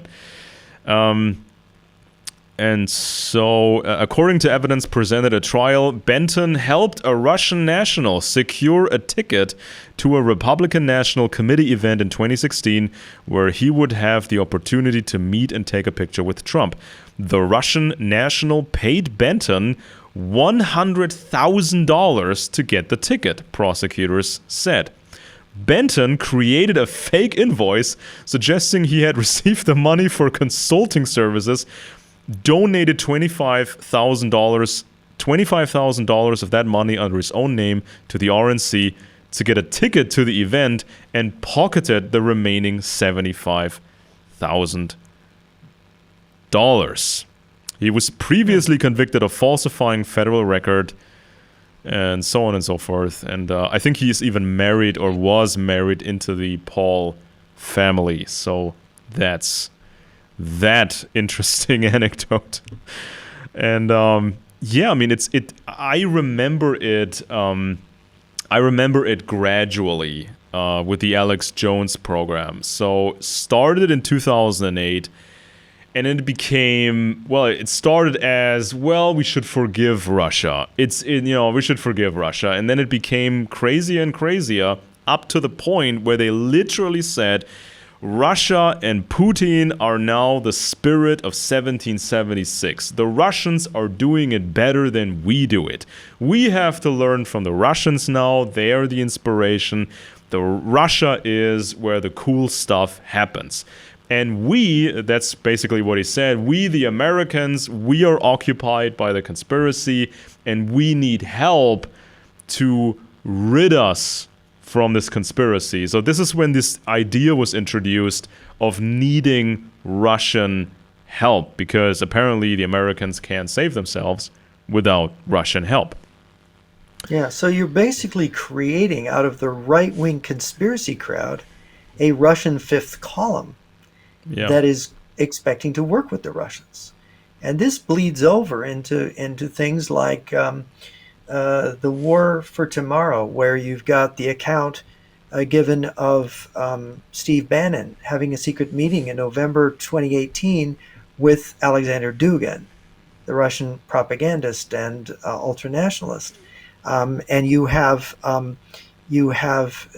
people like Jack Posobiec and other people who have taken this pro-Russian point of view, and yet they're not. You wouldn't hear them saying these conspiracy things, but it's as if you were saying before. There's a gradation. There's a level, and it's almost like a vacuum cleaner that is sucking them all to this position, this pro-Russian position, in their hostility to the U.S. government. And there is always the overture of the people that go for this being these they're primed for the conspiracy, so they're ready for this other pro-Russian version coming. Yeah. And so every time something new happened, InfoWars always yelled, inside job, inside job, inside job. Yep. The Boston bombing, inside job. The downing of the airplane, where the Russians did it. It was a conspiracy. It's an inside job. Oh, yeah, in Ukraine, the Malaysian airplane. Yeah. Everything was an inside job. And this is even what the Russians did.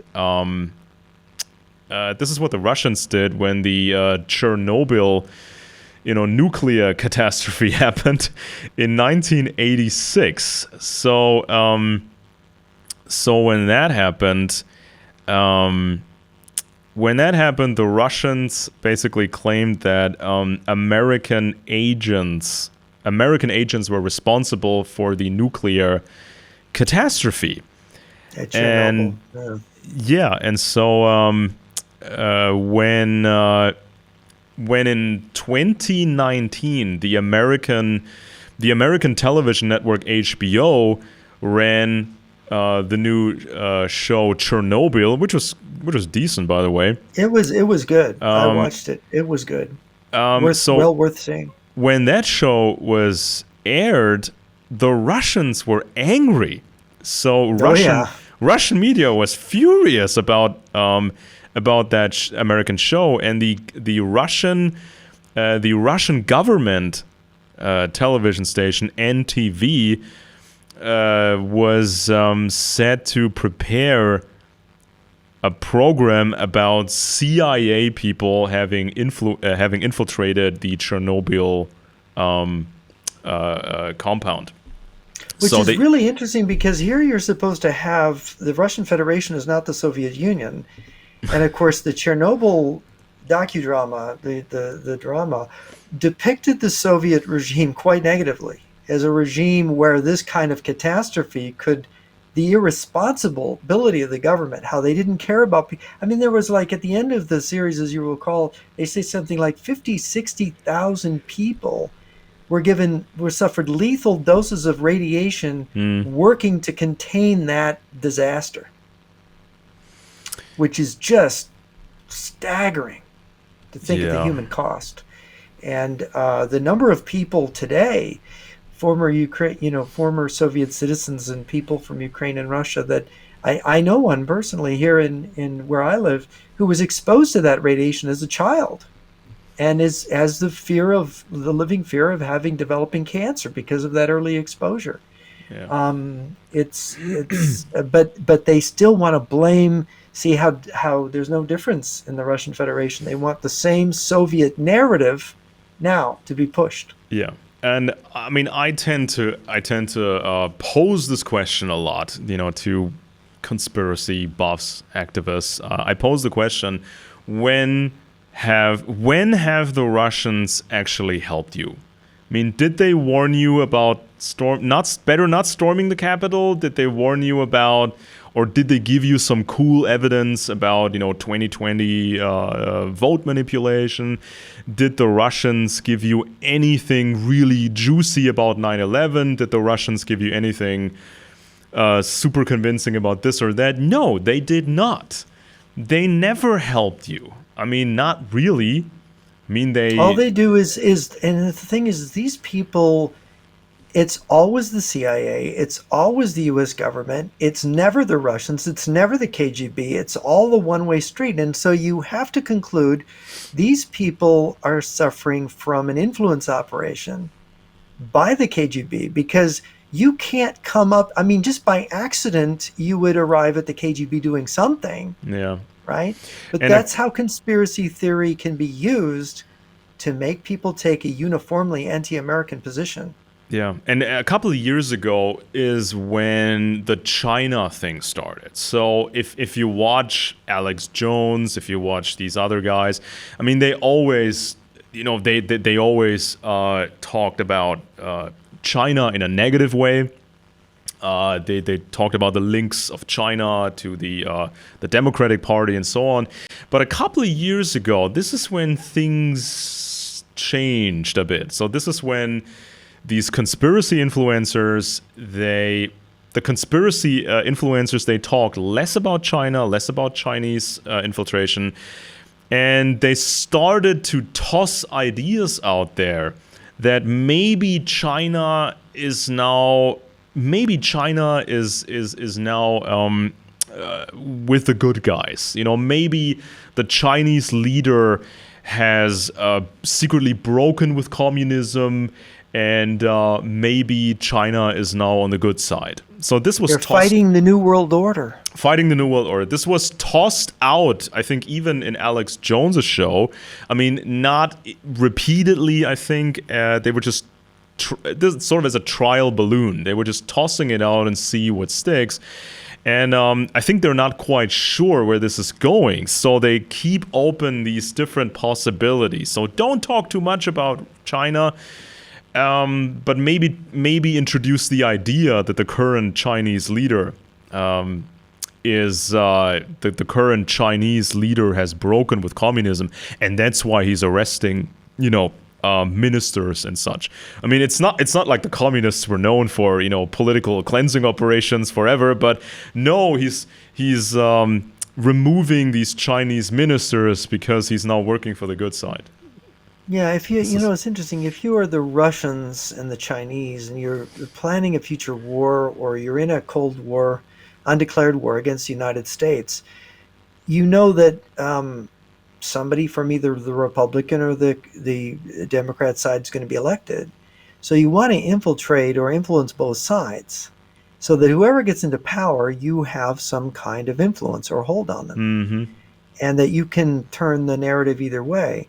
And then you have the possibility, if you know the right is against communism or socialism, that if you go to war and your left-wing agents in the U.S. pretend to be anti-Russian and anti-Chinese, if you go to war, they can arrest the right in America, if that right is pro-Russian or pro-Chinese, in its more recent propaganda, right? Because if there's nobody in a country that starts speaking positively about a future enemy, that when you end up at war, like with Germany, Yeah. Oswald Mosley got arrested, Mm-hmm. because he was a pro-fascist, pro-Italian German British politician, and he talked that way. And then all of a sudden they're at war. Well, he's not going to be free to walk around with that.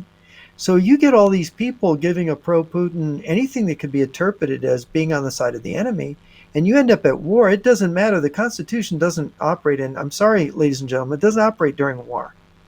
It kind of goes away, and Yeah, you let's will imagine. be put in jail. Let's Yeah. imagine Russia, China, and North Korea start attacking different places in the world simultaneously, especially just attack America.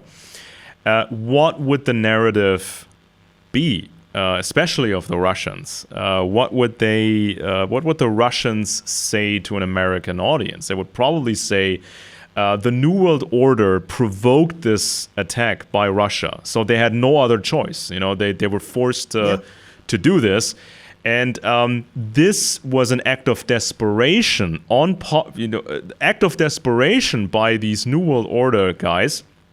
And so now is the time for a new American revolution. And so if the Americans then rise up against the government, they could gain back their freedom, and these Americans would also get Russian help, because this is the end fight. This is this is the deciding battle, and there will be no turning back. And this is just the New World Order being desperate. I think this would be the core the core And narrative. imagine if you could turn the right wing into a violent course at the Mm-hmm. beginning of a war. You could get them to revolt against the U.S. government at the beginning of a war. So, and you could get the far left, to join them. So if you got Marjorie Taylor Greene meeting with Code Pink, right? I mean, what flavor is that? That's the Yeah. far left and the far right getting together, and this is communist theory, and communist strategists have hinted at this, and you see this in what LaRouche did and other people who could be connected to the KGB have done in the past. Um, it's really scary and intriguing to think what the possibilities are. Yeah, especially when you're talking about cyber weapons, real blackouts, not the limited ones, but a real blackout. And if you talk about biological weapons, because in both fields, and this is in the the scientific literature from these military experts, when you talk about cyber warfare and biological warfare, attribution is difficult. Especially Oh yes, especially when there's disinformation attached to this attack. So the Russians could attack America, the Russians and the Chinese. They could attack yeah, Europe, and then they claim this was an inside job by the New World yes, Order. So the New World Order caused this blackout, or the New World Order caused this this disease breakout, and so this is because the New World Order is desperate and they want to kill now every citizen. So you have to rise yes. up because otherwise you're Which dead. makes what kind of sense that the New World Order leaders want to kill everybody in the NATO countries, Yeah. but these vaccines, the claim is the vaccines are meant to kill everybody. The claim is meant that it's not a Chinese biological weapon. We made it, and the Mm. Pentagon's behind the pandemic. And this is a lot of my friends, conservative friends, they look at me funny when I say, the Chinese did this. No, the Chinese didn't do this. We did this, right? Mm. Yeah. So I can't even, I've lost, like I said, I've lost more than half my readers since Russia invaded Ukraine because this is becoming the narrative on the right. Yeah. I mean, it's like this. It's this argument by mass. So people say there's so much material that's been done about this, the New World Order, international banker thing. And there's so much stuff being done on the aliens and UFOs. So there must be some truth to it, or the core must be true. Otherwise, there wouldn't be all this material. But there's so many other things that are completely false. And there's much written about this. There's many things talked about it. So it just... You cannot go by this argument by mass and just be convinced No, by you can't. Gustav Le Bon's book on crowd behavior is a really yeah. important book because in Gustav Le Bon's book, he says, look, people, they crave fiction. If you think that people want reality, you better They think hate again reality. because they hate reality. And so what people can be infected with, he likens ideas, these kind of ideas, to a virus. And it Mm-hmm. spreads from person to person. And if they're susceptible, if it's correctly made in a way that appeals to these people, then it's going to spread like wildfire. It's going to infect far and wide, and you're not going to be able to control the infection. And so this idea is going to take hold. It's going to take Mm-hmm. over. And when you look at Nazism, it was like an infection in Germany. And you look at certain ideas, this conspiracy thing is like an infection. Yeah. And when somebody's seeding it everywhere, if information services of China and Russia, and when there's evidence that they're involved in this, that they are seeding this, that they are encouraging it. I mean, just the Russians help for it. The fact that they give time on their media to it, that they Mm-hmm. promoted it within their own media, showing that they are trying to advance this stuff. Yeah. I And mean, this is in plain view. yeah, and when the Soviet Union started, they had all these capable storytellers, the writers, the filmmakers, the musicians, and they created this whole genre of what they call it socialist realism, which is cause pure fantasy. And so they had all these artists and storytellers to advance socialism. And of course, if a communist government has these intelligence professionals and these capable artists, you can combine these fields and then create, for example, conspiracy narratives, and you can feed this to your own population, to another population, and sometimes it takes years or maybe even sometimes decades to spread this stuff. But then when the war comes, the war relies on all this work being done previously, and so this is what's worrying me about all this pro-Russian stuff, especially with conservatives, because the Russians, they do this for a reason, and usually the reason is a larger operation. I mean, there was not the big attack during the Soviet era, but that almost happened, and they certainly had capabilities. I mean, especially Western Germany. I mean, we could have been overrun. I mean, we could have been completely overrun. I mean, they had, what was it, 3,500 special commando types trained in sabotage. They would have secretly crossed the border, and then started a program of assassinations and sabotage at vital points of industry and infrastructure.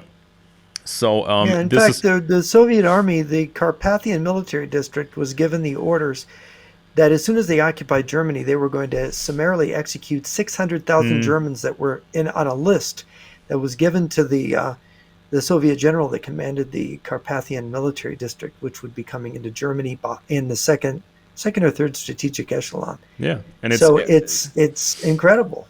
Yeah, and it was clear to many people back then that Germany and other parts of West Germany and other parts of Western Europe, they would not necessarily be defended by all means. So if the Russians decided to try something bigger, they could have gained territory. They could have intimidated NATO, and there would have been enough people in the rest of NATO, enough people who were influenced by communist propaganda who would be against retaliating. This is also a thing when you prepare these target audiences, when you prepare them to be so bluntly anti-war that they are against retaliation when an attack happens. So this is also something that people need to be aware of. That and that would basically demoralize the West if it was struck like that and couldn't strike back. That demoralizes people. It has a serious effect on people's willingness to stand up, because people are not. Why should I just stand here and be killed? We're not defending ourselves. I'm just going to give up. Yeah, and there's been a lot of talk during the Trump era of people seceding from the Union and just trying That's a very common narrative here. Yeah, trying to just leave the United States and do their own thing. And but what would happen if a big war starts and the federal government then drafts people for a war, drafts Americans for a war against Russia and China? So what would many Americans say? You would have a draft, yes. Yeah, what would many Americans who have consumed this conspiracy propaganda, how would they react to a draft? Would they refuse? Would they escape? Would they go to Russia to escape the draft? What would they do? Interesting question. I have heard some conservatives say they and their loved ones, they will flee to Russia. I've heard them say that. Terrific. Just terrific. Yeah. Which is frightening, because this was not, 40 years ago. You would never hear anyone say such a thing.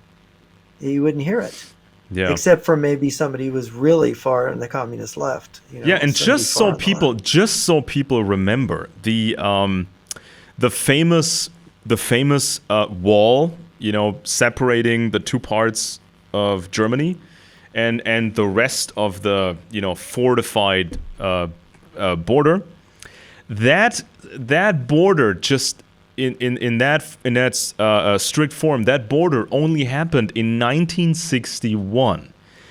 That means from 1945 onwards, people had years to decide where to go. Right, which side of the line they wanted to live. Exactly. So if you were in the Soviet occupied zone, you could leave. You could just get into a car or a bus or a train or by foot. You can just leave the communist sphere and go to Western Germany.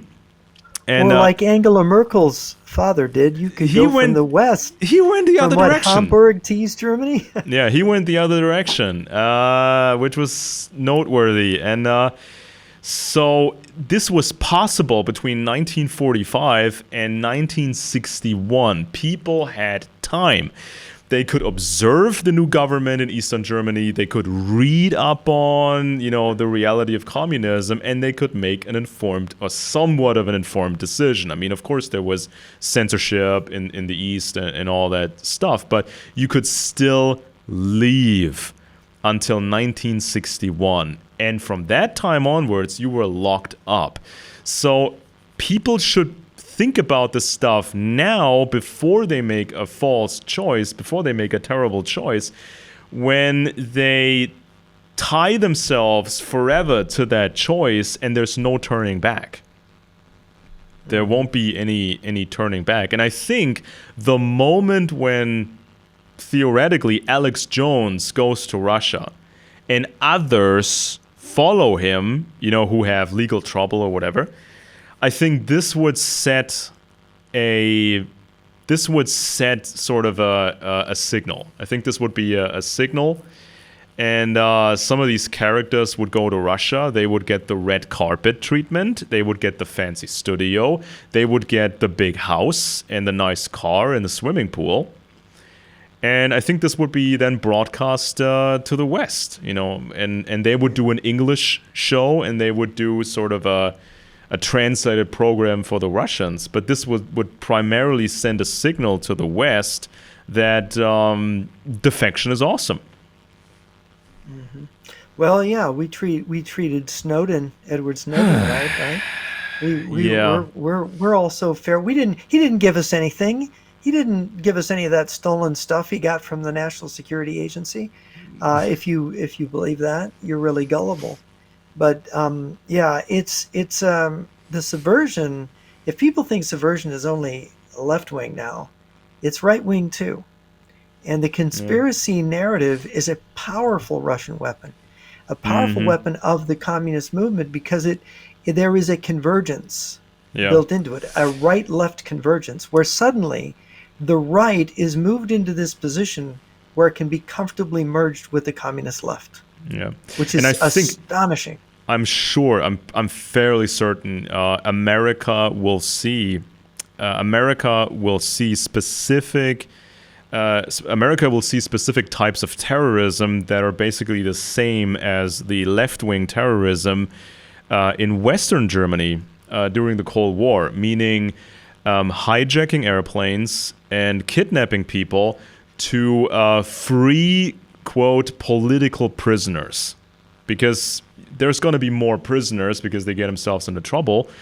Or spies, or Julian Assange. I mean, at some point, Julian Assange might actually be extradited to the United States physically, and he will be in front of he will be in court, and he will get a conviction and all that. But somebody might actually try to break him free, or kidnap somebody and then trade this person in captivity, trade him against Julian Assange, or something of that nature. I think you will see more of that terrorism to free political prisoners, in their words, and we will see more defections. People just leave. And of course, we didn't. I don't think we mentioned Timothy McVeigh and the Oklahoma City bombing in Logan City, and of course the conspiracy book that drove him, which was the Turner Diaries. The Turner Diaries, right. And that, again, is part of this body of literature, literally. Yeah. I mean, McVeigh, I I did a chapter in one of my books on him, and he was a guy he started out in the military, and he was a prime example of an officer. He tried to be perfect in his clothing. I think he almost had a perfect score as a Bradley machine gunner or something.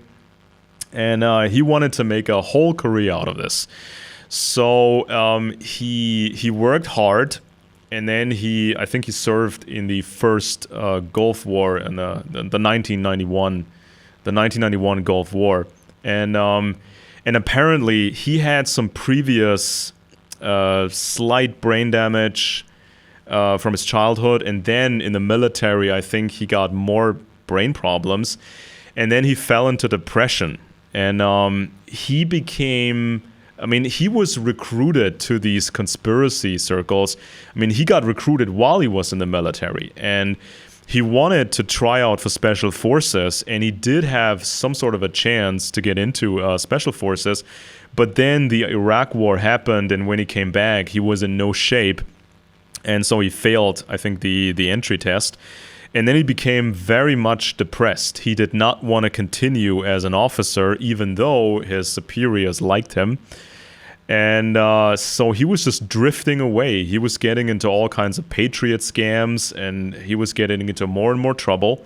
He was hanging around with the wrong people, and he felt more and more rejected by society and the general population in the system. And so, and he believed the clock was ticking. And this was the early 90s. He believed time was of the essence, the clock was ticking, the New World Order was going to make its move, and he had to act decisively. Now it's 30 years later, and the New World Order thing hasn't happened. But now again, people feel this pressure. They think the clock is ticking, and they need to act decisively. They have the same mindset now that McVeigh had back then, and so this is sort of a trick that intelligence agencies use. I think they call it rolling somebody down the hill. They get you into trouble, then they get you into more trouble and more trouble and more trouble, and at some point there's almost no turning back for you. You hate society, society hates you, the system hates you, and you only feel understood by your ideological peers and by the Russians or whatever, and then they have you. They got you. Well, it's interesting that McVeigh was put in maximum security with a left-wing eco-terrorist named Ted Kaczynski, the Unabomber. He was in the same thing with Kaczynski. He was in the same prison, except the Unabomber wasn't scheduled to be executed. Timothy McVeigh was executed under federal authority for the Oklahoma City bombing because so many people were killed. I don't know what the death count on Ted Kaczynski or why he wasn't given a death sentence, but Kaczynski wrote a famous, and it was reported in the media, he wrote a sort of an essay about his interactions with McVeigh. They would meet in the rec yard. I guess they're in different cages or something. And he said Timothy McVeigh was the most outgoing of the prisoners, and he didn't know the specifics of McVeigh's. Yeah, that McVeigh seemed to socialize with everybody in the prison that he could. And he seemed to know what was going on. But he wrote, and I've got the quote in front of me, and this is the quote in this larger statement. It's quite an interesting thing that Ted Kaczynski wrote. He said, McVeigh told me of his idea, which I think may have significant merit, that certain rebellious elements on the American right and left, respectively, had more in common with one another than is commonly realized, and that the two groups ought to join forces. This is the exact quote. Interesting. Kaczynski, right? And so I'm quoting, Kaczynski was in prison with McVeigh, and this is what McVeigh told him. And he said, this led us to discuss, though only briefly, the question of what constitutes the right. And I pointed out that the word right in the political sense was originally associated with authoritarianism. And I raised the question of why certain radically anti-authoritarian groups, such as the Montana Freemen, were lumped together with authoritarian factions as the right. McVeigh explained that the American far right could be roughly divided into two branches, the fascist racist branch and the individualistic or freedom-loving branch, Mm-hmm. which is generally not racist. He did not know why these two branches were lumped together as the right, but he did suggest a criterion that could be used to distinguish left from right. The left in America today generally dislikes firearms, while the right tends to be attracted to firearms. That's So I mean, this is the funny conversation between the uh, far left anarchist and the far right bomber. Both of them bombers, mm-hmm. famous bombers in America. But this shows you there is a method in this madness, and Yeah. McVeigh notices it. But of course, who manipulated? Where was it? East German intelligence or KGB controlled elements from Germany that actually manipulated his bombing? There was I remember some German a German intelligence asset. I think he was West German Yes, intelligence. that is correct. The Um, Elohim City guy. What was his name? and Strasser? Andreas something. I think I it was think it was. Strasser. Was it? Yeah, I think it was his first name was Andreas. I think. And so this German asset, he was working in America, and because of his German background, he could pose as a fascist. And when the Oklahoma City bombing happened, this asset was removed so quickly. He just disappeared so fast. And yeah, McVeigh was. I think McVeigh was above average intelligence, but the Unabomber Kaczynski was really smart. I think Yes. he had a 150 plus IQ, and he was a mathematician originally. Yes. But it shows you that no matter what your IQ is, you can still be deceived if you don't understand, the empires and communism and intelligence methods. Because when I read, the Unabomber manifesto, the industrial society thing, and it's what was it called? The Unabomber's anti-technology manifesto, anti-industrial manifesto. I mean, it was very unimpressive. And when I read the I read McVeigh's stuff, I was even less impressed. But I mean, even atomic scientists were once recruited by the Soviets. I mean, these super intelligent atomic scientists, they were deceived about the reality of communism, and they were, because some of them were Jewish, and they were lured into this whole pitch of, well, we the Russians, we defeated the Nazis, we're your friends, we're more your friends than the Anglos, so you should work with us.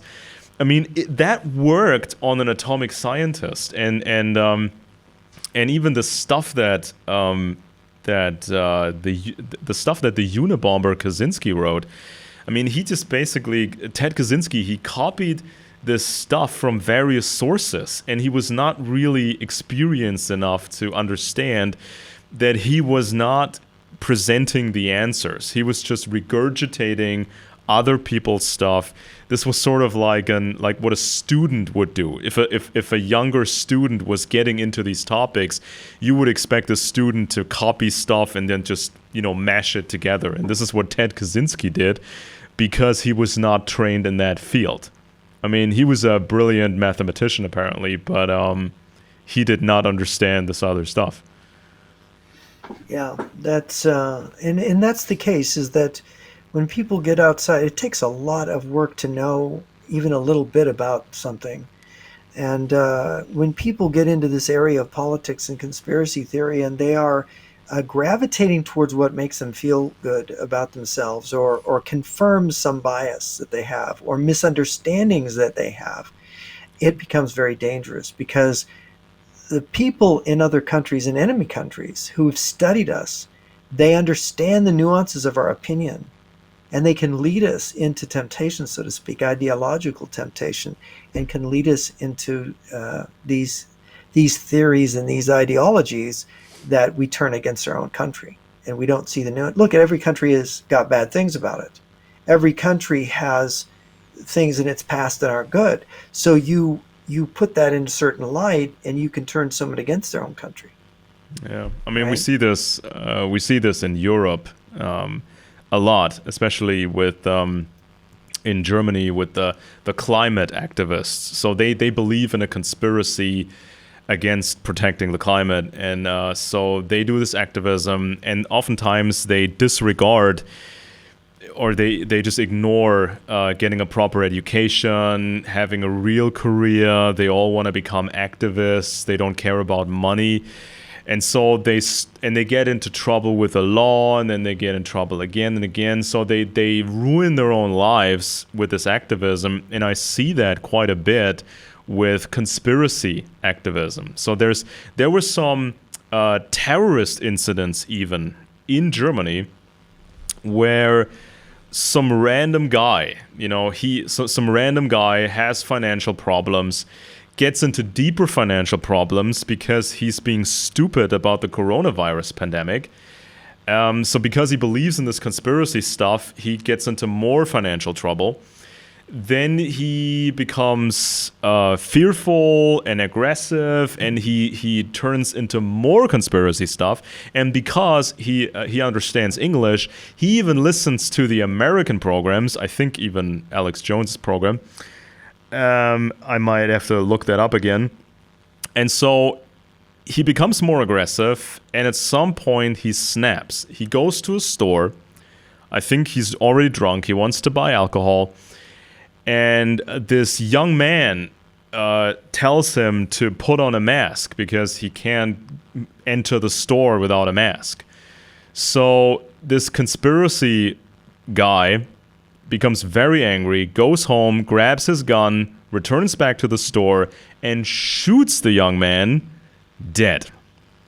Mm. And so this was one story. This is one story, and there were others. So somebody becomes mentally unstable, gets more and more into this stuff, and at some point just shoots a young man. And then the argument was, well, he didn't have the opportunity to kill anybody important because that's too hard, so he just killed someone to make a statement. Well, I think there's a commentary here about narcissism and about the grandiosity that accompanies conspiracy theories. There is a kind of grandiosity with all this. And grandiosity is what Hitler had. Mm-hmm. Grandiosity is what Napoleon had. No, grandiosity is what people have. When Napoleon told Metternich, I don't effing care if a million soldiers die." Mm-hmm. When he was talking to Metternich in 1813, and he said, "Look, why don't we make peace? We'd save a million lives." Napoleon didn't care. And this is Putin in Ukraine. He doesn't care that he's killed or severely wounded 500,000 Russians, and God knows how many Ukrainians he's killed. Because of why? Because of the fake reasons for invading Because Ukraine he's that he's made fighting up. the New World Order, of course. Right, and of course it's this grandiosity that costs human lives. And so when this murder you describe is really on a small scale, Shiva Nepal, who wrote a beautiful book, I mean, he died tragically, but he was the brother of V.S. Naipaul. He wrote a book called Journey to Nowhere about California politics and Jim Jones emerging as a Stalinist pastor out Mm-hmm. of, how Willie Brown's career came up with Jones and all these other prominent lefty Marxist American politicians, and how Jones wanted to go to the Soviet Union, but they weren't stupid enough to take him. He ended up in Guyana, right? And so this is an amazing. This is a kind of a you could say it's a warning, a parable of warning about these kind of people, the grandiosity of Jones, the mass suicide at Jonestown. This is Mm. where we get the expression they drank the Kool-Aid, right? Because Yeah. they drank this poisoned Kool-Aid. And then you think about, Hitler's bunker and the way they passed out the cyanide capsules at the end, right?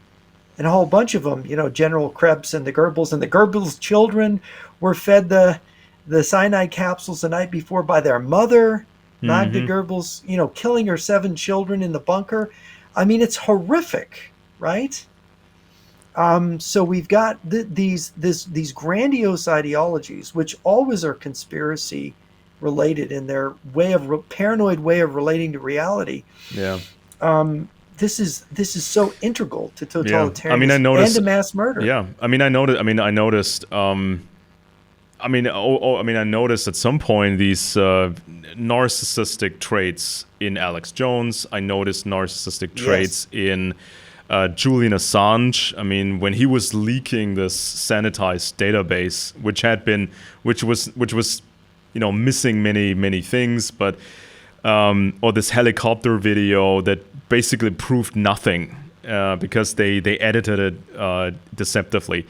The WikiLeaks guys, they edited it deceptively, and but Julian Assange, Assange was so grandiose, and so many collaborators, they turned their back on him and said he was going around like he was Mick Jagger. He was constantly involving himself with women, and he was getting very paranoid when people had a different opinion.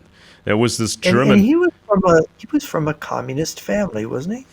Yeah, I mean, yeah, there's this whole family backstory of escaping his father in this weird cult, and he was he was hacking American targets. So this is what people have to realize. He was this young hacker when hacking was fairly new.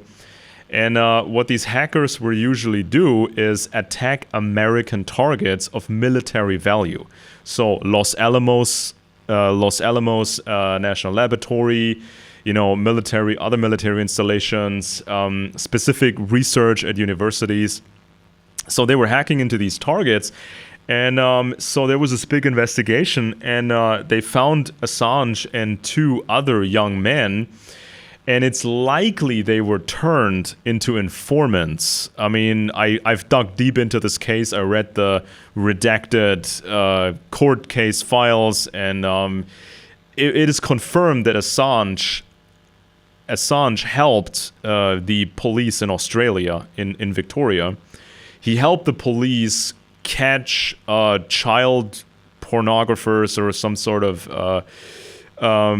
of criminals, but there may have been other things that Assange was doing for the police, and so then after a few years, his delayed trial ended, and he got a slap on the wrist. So he got this little fine instead of 10 years prison. So then he goes around. By the way, many hackers, the police value their skills and will make deals with them, or intelligence services will. Yeah, and so then he moves around. He goes from place to place. He moves around. Nobody quite knows what he's doing, who's paying him, who's paying for his travel. And at some point, he starts WikiLeaks with a German guy called Daniel Berg. And so they gave this presentation in Berlin. And mind you, this is something that people probably don't know either. Mind you, Assange, and especially this German guy, Daniel Berg, he was, for a long time, he was number 2 in WikiLeaks. Daniel Berg was linked to the Chaos Computer Club, the CCC, which is a very old institution, and it's very communist.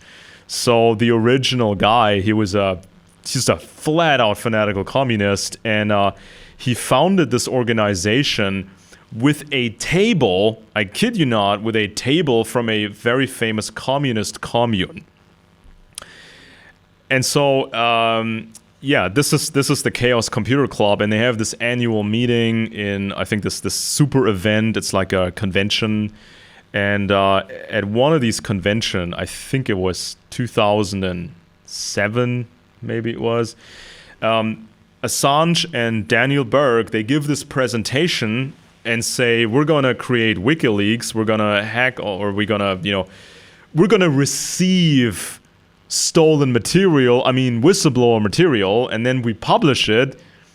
It's not like we're laundering information. No, we just publish leaks. It's not data laundering, it's publishing leaks. So they gave this presentation. So at that time, it was known who was behind WikiLeaks. But in public, they kept it sort of a secret for a while.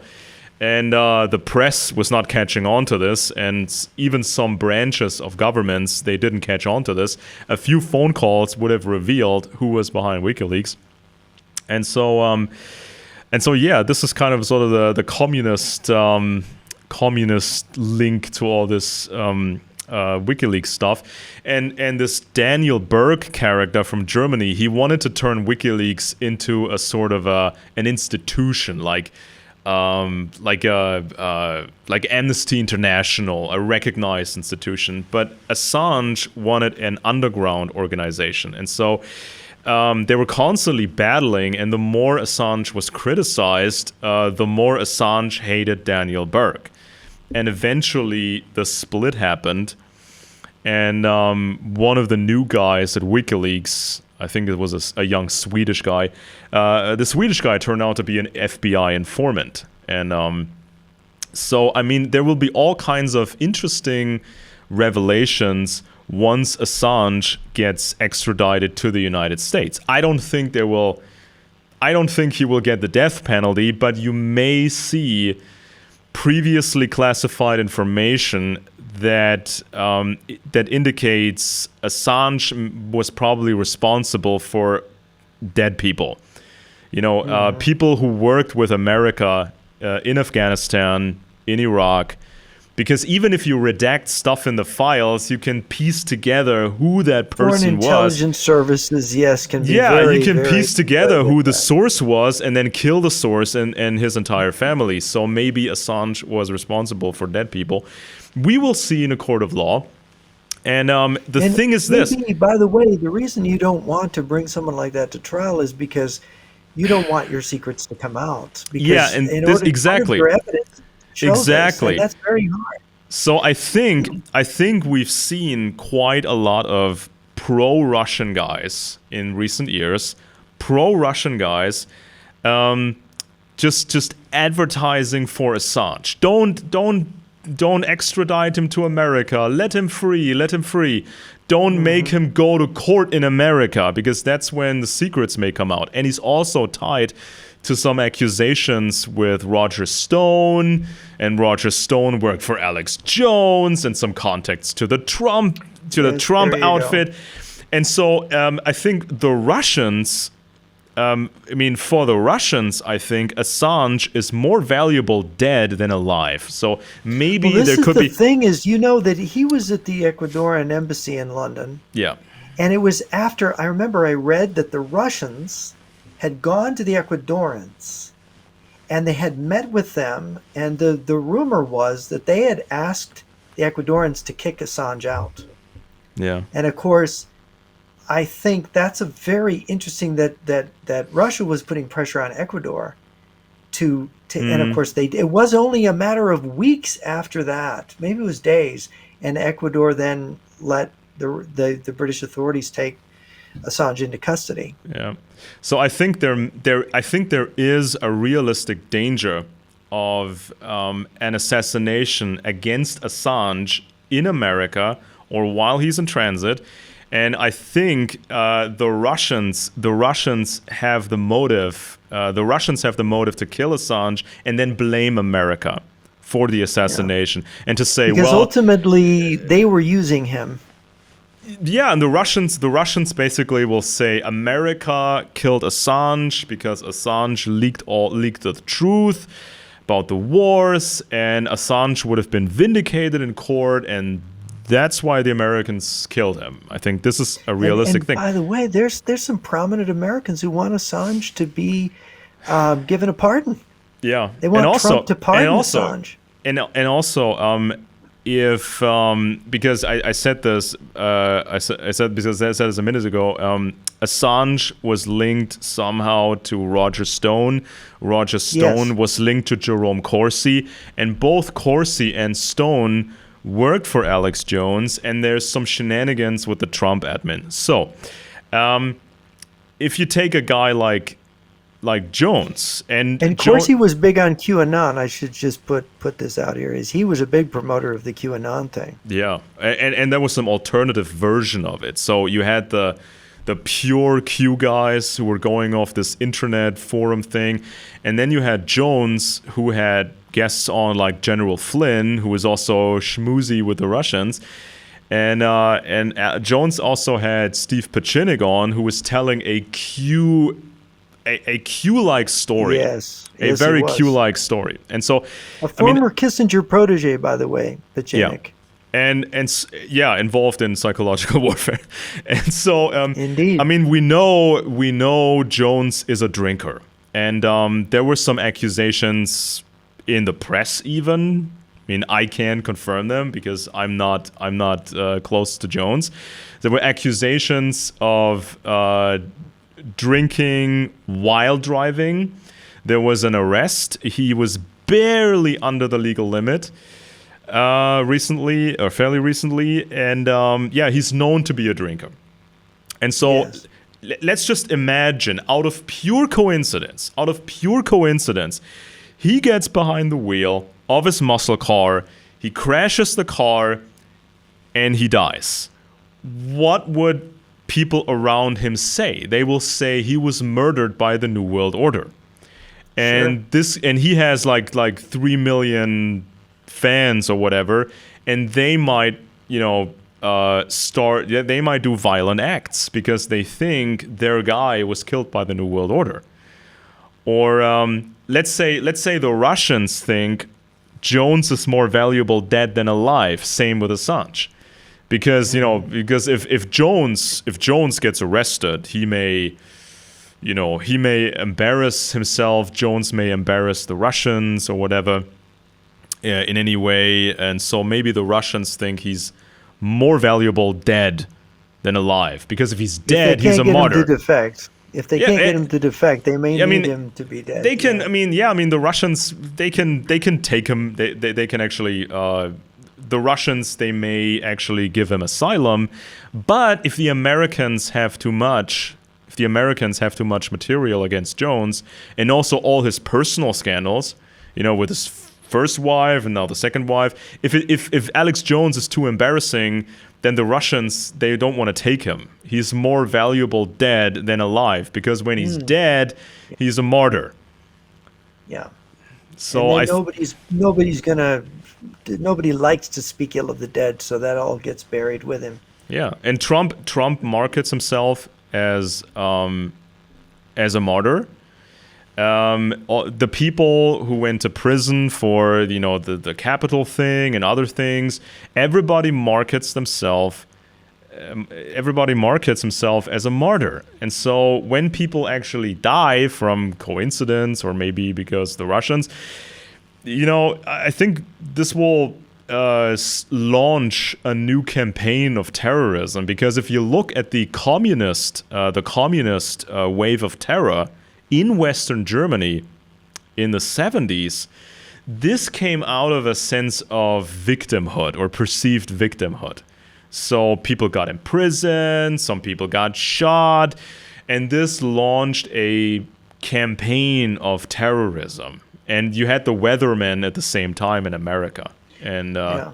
You had the Red Brigades, you had the Baader Meinhof gang, you had the Year of the Assassins in Turkey. You had a lot of these kind of violent things happening on the right and the left in different countries, all in that same period. It was quite a thing. yeah. Well, anyway, did we get through everything, or is there more for next week? What do we got? I mean, we can do any sort of topic next week. I mean, I think we covered almost all of the important conspiracy influencers. I mean, there's always more detail. There's always Right. more detail. You could spend, I don't know, months on a single case if you'd like to, but Right. Well, people who listen to this, I hope you did an hour a day, because we did 4.5 hours so far, or well, more I than mean, that. people say they like the long format in their cars, or Yeah, for a during long work, drive. Yeah. jogging, doing laundry. This is sort of when people listen to these long format shows, because then it's a benefit if it's long, and it's not Well, just we get to go into real details. It isn't the superficial soundbite thing. We get to go into yeah, the details, which I think is important when it comes to this, because the details are exactly what the conspiracy theorists leave out, both about themselves and about the material that they present, which is has a tremendous one-sided, missing most of the real reality, real yeah. facts. So it's good that we can do it. Thank you very much, Alex Benesch. I'm Jeff Nyquist. Thank you for listening to us here for almost 5 hours on Friends and Enemies, and we will be back with more because this is just a massive subject, The and craziness never ends. it never ends. It doesn't. So thank you for joining us.